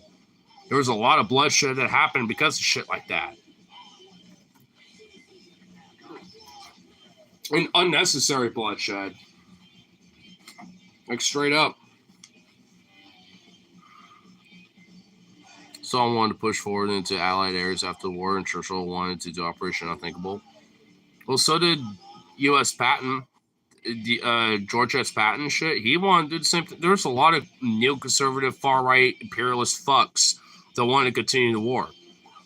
If anything, there's a lot of people like Churchill, Patton, and Stalin to a lesser extent. There's a lot of motherfuckers that thought the Nazis were not the ultimate evil. They did not think of them as the ultimate evil. They thought like the capitalists or the commies, the Bolsheviks at the time, they thought they were the ultimate evil. It was never the Nazis or the fascists. Notice a repeated pattern with that? Why is there a repeat on shit like that?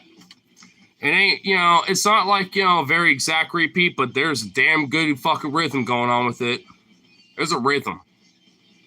There's a rhythm to history, and we're kind of, taking the same key and progression with the rhythm from not even a fucking 100 years ago.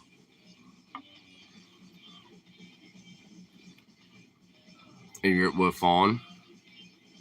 I suppose, depending in hindsight, would it have been better or worse? I suppose that depends. If it's with Stalin, probably worse. With Trotsky, I don't know. Who knows? I suppose there would be more bloodshed, I guess, if you think about it, but who fucking knows? There probably would have been a lot of bloodshed with Stalin too, but he also was more about the one-state Soviet Union kind of thing. He wanted like a buffer state between the capitalist Western side, so he was far less likely to do that. Hence why he never expanded. So, I guess who fucking knows, right?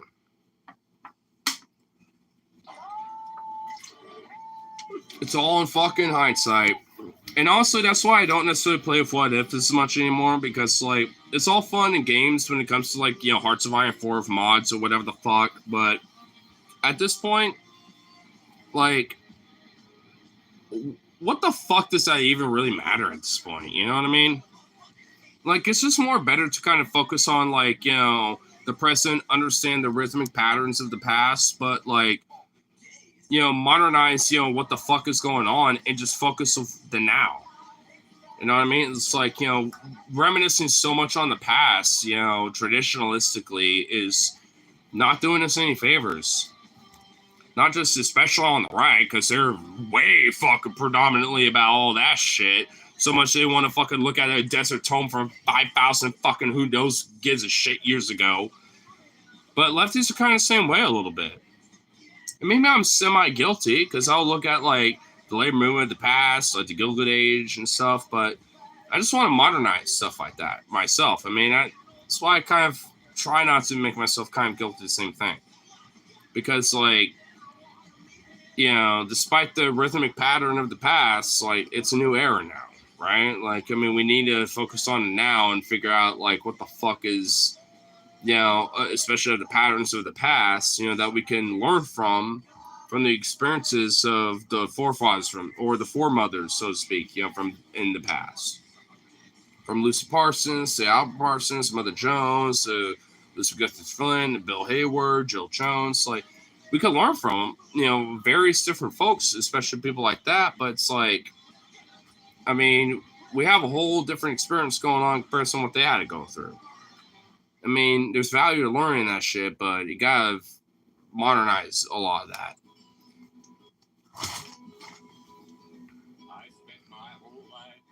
If we hadn't visited more in China, we could have kept them as an ally. Sure, maybe. It rhymes. I firmly believe this. That's what I'm saying. History doesn't necessarily repeat itself, but it has a very rhythmic pattern. That's what I'm saying, man. And I believe it too. Because history literally doesn't repeat itself. It just doesn't. But it has a lot of rhythmic patterns to it.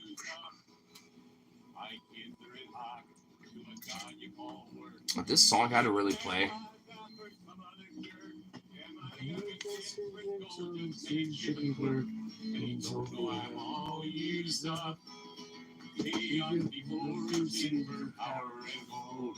Don't ever sit for anything old. For pennies they're bought and for promises sold. Someday they'll all be used up. They use up the oil, they use up the trees, they use up the air, and they use up the seas. Well, how about you, friend, and how about me? What's better when we're all used up? I'll finish my life in this funny hotel. It's my feet with bugs and my God, what a smell. My plumbing still works and I'm clear as a bell. Don't tell me I'm all used up. Outside my window, the world passes by. Give me a hand out and stick in my eye. And no one can tell me, cause no one knows why. I'm living, but I'm all used up. Sometimes in my dreams I sit by a tree. My life is a book of how things used to be. And kids gather around and they listen to me. But they don't think I'm all used up. And there's songs and there's laughter and things I can do. And all that I've learned I can give back to you. I give my last breath just to make it come true. No, I'm not all used up. They used up the oil and they used up the trees. They used up the air and they used up the seas. Well, how about you, friend, and how about me? What's better when we're all used up? Oh, fuck. Why did that song gotta goddamn pull up? Ugh.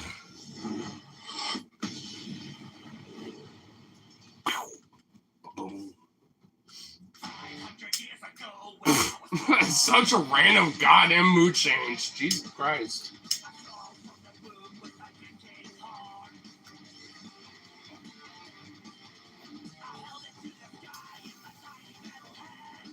Yeah, fuck it. Too lazy to give a shit.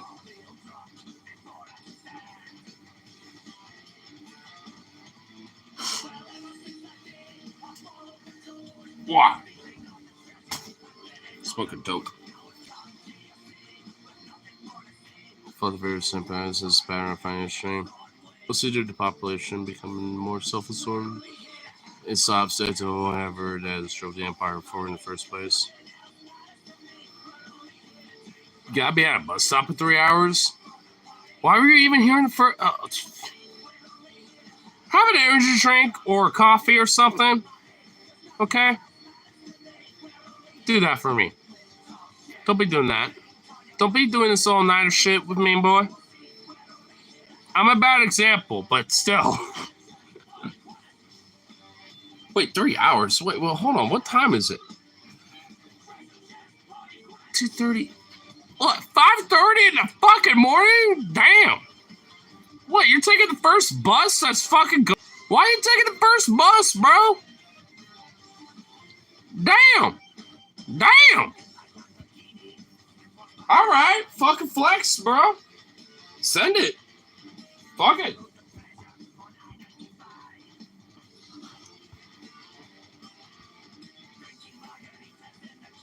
Low key, a little better than I would when it comes to that shit. Not that the morning buses are bad. Actually, they're pretty nice because it's always like the morning commute people. You might get like one or two like tweakers dozing off.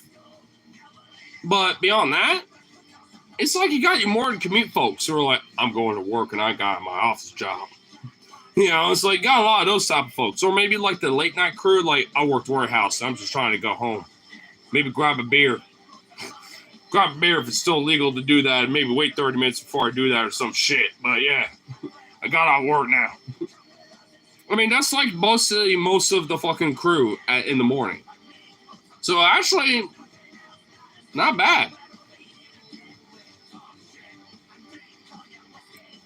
To chain mob spot. Well, still. I mean, honestly, like more likely than not, you're just gonna get a lot of like morning people going to work, and a lot of like night crew people potentially getting off their work, you know, their like early late night shift and going home. You're gonna get like, you know, kind of a decent crew that honestly, for the most part, just want to mind their business. They just want their coffee or maybe like a brewski before they go home, you know, go home and go to bed or whatever the fuck. You know, they're just gonna get people like that. They'll be good. In my experience, that's how usually those early morning buses are like. Even late night buses are kind of the same way, but it's kind of in the opposite direction when it comes to morning people. You got like the evening swing shift people that are like closing up shop, you know, at like 10, 11 or whatever. I'll be back if you're still streaming in like 20 minutes. Well, maybe not. I'll probably wrap it soon. Just not right now. Not yet.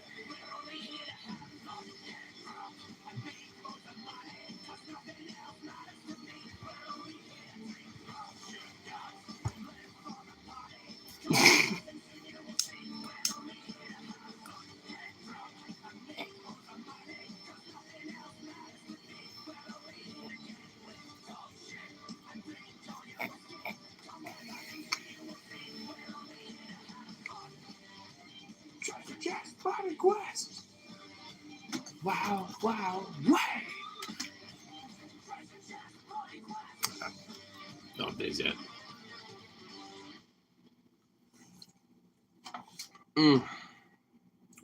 I just realized I got some fucking epic dankness waiting. I'll have to prep it a little bit, but it's gonna be so fucking good. It's gonna be some spaghetti. For a little bit of chicken tendy, a little cheese, and maybe 1 or 2 eggs slapped on top of that bit. Oh, it's gonna be so good. Oh my god. I just literally realized what the fuck I'm about to like, you know, produce for dankness, and it's gonna be so goddamn good. Oh, I just now manifested that in my mind, and I'm so ready to just execute when it comes to that foo-foo. It's gonna be, I just now realized that. Oh my god. You need a little hee-yah for that one. Oh, it's gonna be so good. So good. Yo, hold on. What's the charge on this? Because I'm kind of low-key sick of being over here. 30%. that's good. That's plenty. Yeah, we're going back to our spot. Usual spot.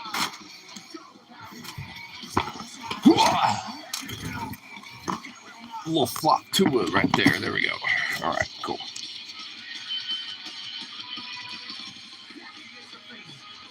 Also, I was getting kind of tired of standing up and crouching and leaning and all that shit, doing squats. I was getting sick of doing that. At least I was charged up enough. That's all that matters. 30% is plenty for the last little venture here. I cannot wait for a payday. You know what?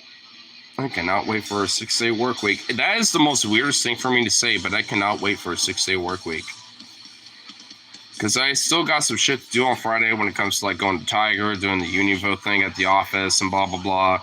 But even doing like a 5-hour shift on a Friday or some shit like that, just to make sure that, you know, my coworker ain't alone and all that shit. Hey, you know, the very little help that he'll get, you know, from me being there, even if I show up at like 5 at the latest or some shit, like it'll be good enough for him. He'll be more than happy for it, so. And for me, I get that 6-day fucking overtime pay, baby. That 6-day work week obligated overtime pay. Ooh. Woo. And holiday pay with Veterans Day on Monday. Yes, please. Yes, a motherfucker, please. That sounds like a juicy, fruitful wallet on Thursday. Not this one Thursday, but next Thursday. It's like, that just sounds like a juicy, delicious, scrumptious thing, dude.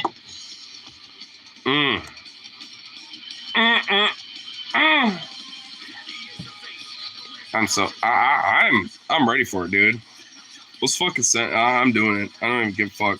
I might be a little exhausted, especially all in all, but you know what? It'll be totally fucking worth it. Because, you know, it's been a while since I've done a 6-day work week, and from what I understand, apparently today, my coworker was wanting to call me up and be like, yo, we need your help a little bit. They called somebody else instead, but apparently from what I understand, they were totally okay with me doing a 6-day work week, you know, from what the assistant store manager had said. He's like, yeah, it's fine if you want to call him up. 6-day work week for him, and whatever, who cares? So maybe tomorrow, I'm going to mention it tomorrow. I'll be like, hey, I found out earlier that, you know, someone's going to call on a Friday. You know, the closest is going to be by himself. It's okay if I came in, you know, it'll be like around maybe 4 to 5, but I mean, I could show up close up and help out and stuff. You know, it just give me the permission to do it, and I'll do it, because I don't want my, you know, coworker to be fucked over and fucked by that. And also, I kind of owe him one anyway. There's one night where it was literally the week after of that trip, you know, from Minneapolis, and I tried to do an all-nighter, did not work. All the coffee in the world did not save my ass. This was very recent, too. And I had a fucking 3-hour, took a nap, fucking lunch break, and I felt like a douche. But luckily, I don't think the PICs that night said anything or wrote anything down or whatever. I just told them straight up, like, look, I just took a nap, and it was just my bad. That was a fuck up on my part. Just don't mention anything. I'll just let you know that it was just something that just was unintentional. They're like, all right, no worries. Just next time if it happens, at least if, you know, you're all going to do that, just let us know. And I'm like, all right, no worries. I did not mean to take a nap like that. Like I said, blah, blah, blah. Just, you know, skirted at something else. Like I forgot to clock off for lunch or something, you know, or whatever the fuck. And nothing's ever been mentioned. And thank fucking God it hasn't, because, ugh. I don't need their asses fucking all my, you know, my shit. Because I'm also sick of that, but at the same time, it's like, man, you won't fire me anyway. You could try to fucking, like, punch me and never wait till Sunday, but it ain't gonna happen. And also, I'll find a way to fucking, you know, get work anyway. whether it was with your asses or not. I mean, it's like, I'm pretty sure they think I'm not as crafty as they think I am. I'm pretty sure they think I'm just like, oh, well, he's always good. It's like, nah. You're just giving me more excuses, and I already got enough outlets as it is. I'm just kind of waiting for, like, the ultimate, like, fuck you kind of thing. Because the only reason why I haven't right now is just because of my coworkers. That's literally the only reason why, because I do like my coworkers.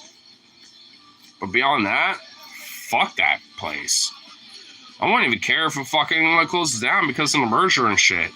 As long as I ain't working there and I ain't getting laid off, as long as I ain't there for that, I don't give a fuck. Alright, where'd that torch go?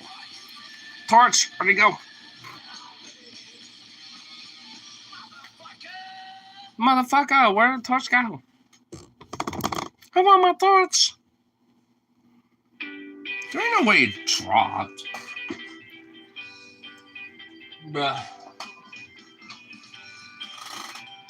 Did I literally just have it? I had it, but it was before I went over here and migrated. Oh my god, it's literally right over there. God damn it. Get back here. Son of a bitch.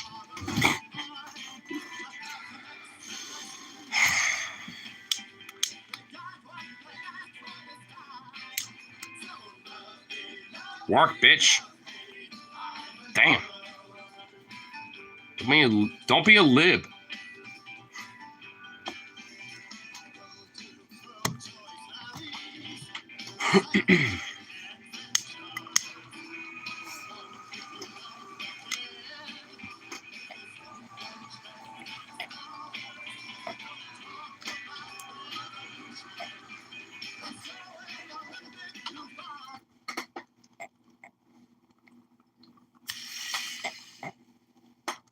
Or the Popo, dude. Or the 5-0.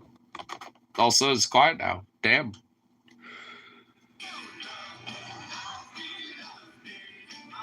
Oh, it probably was him. I thought that ass was the fucking 5-0 or something.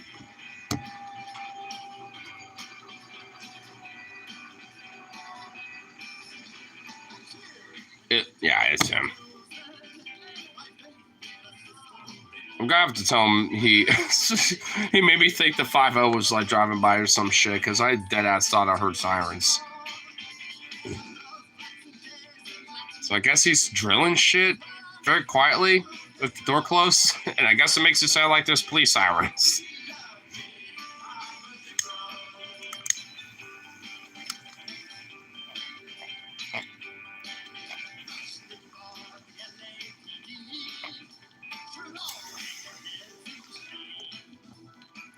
Nice. Anyway. Well, let's call it good for now.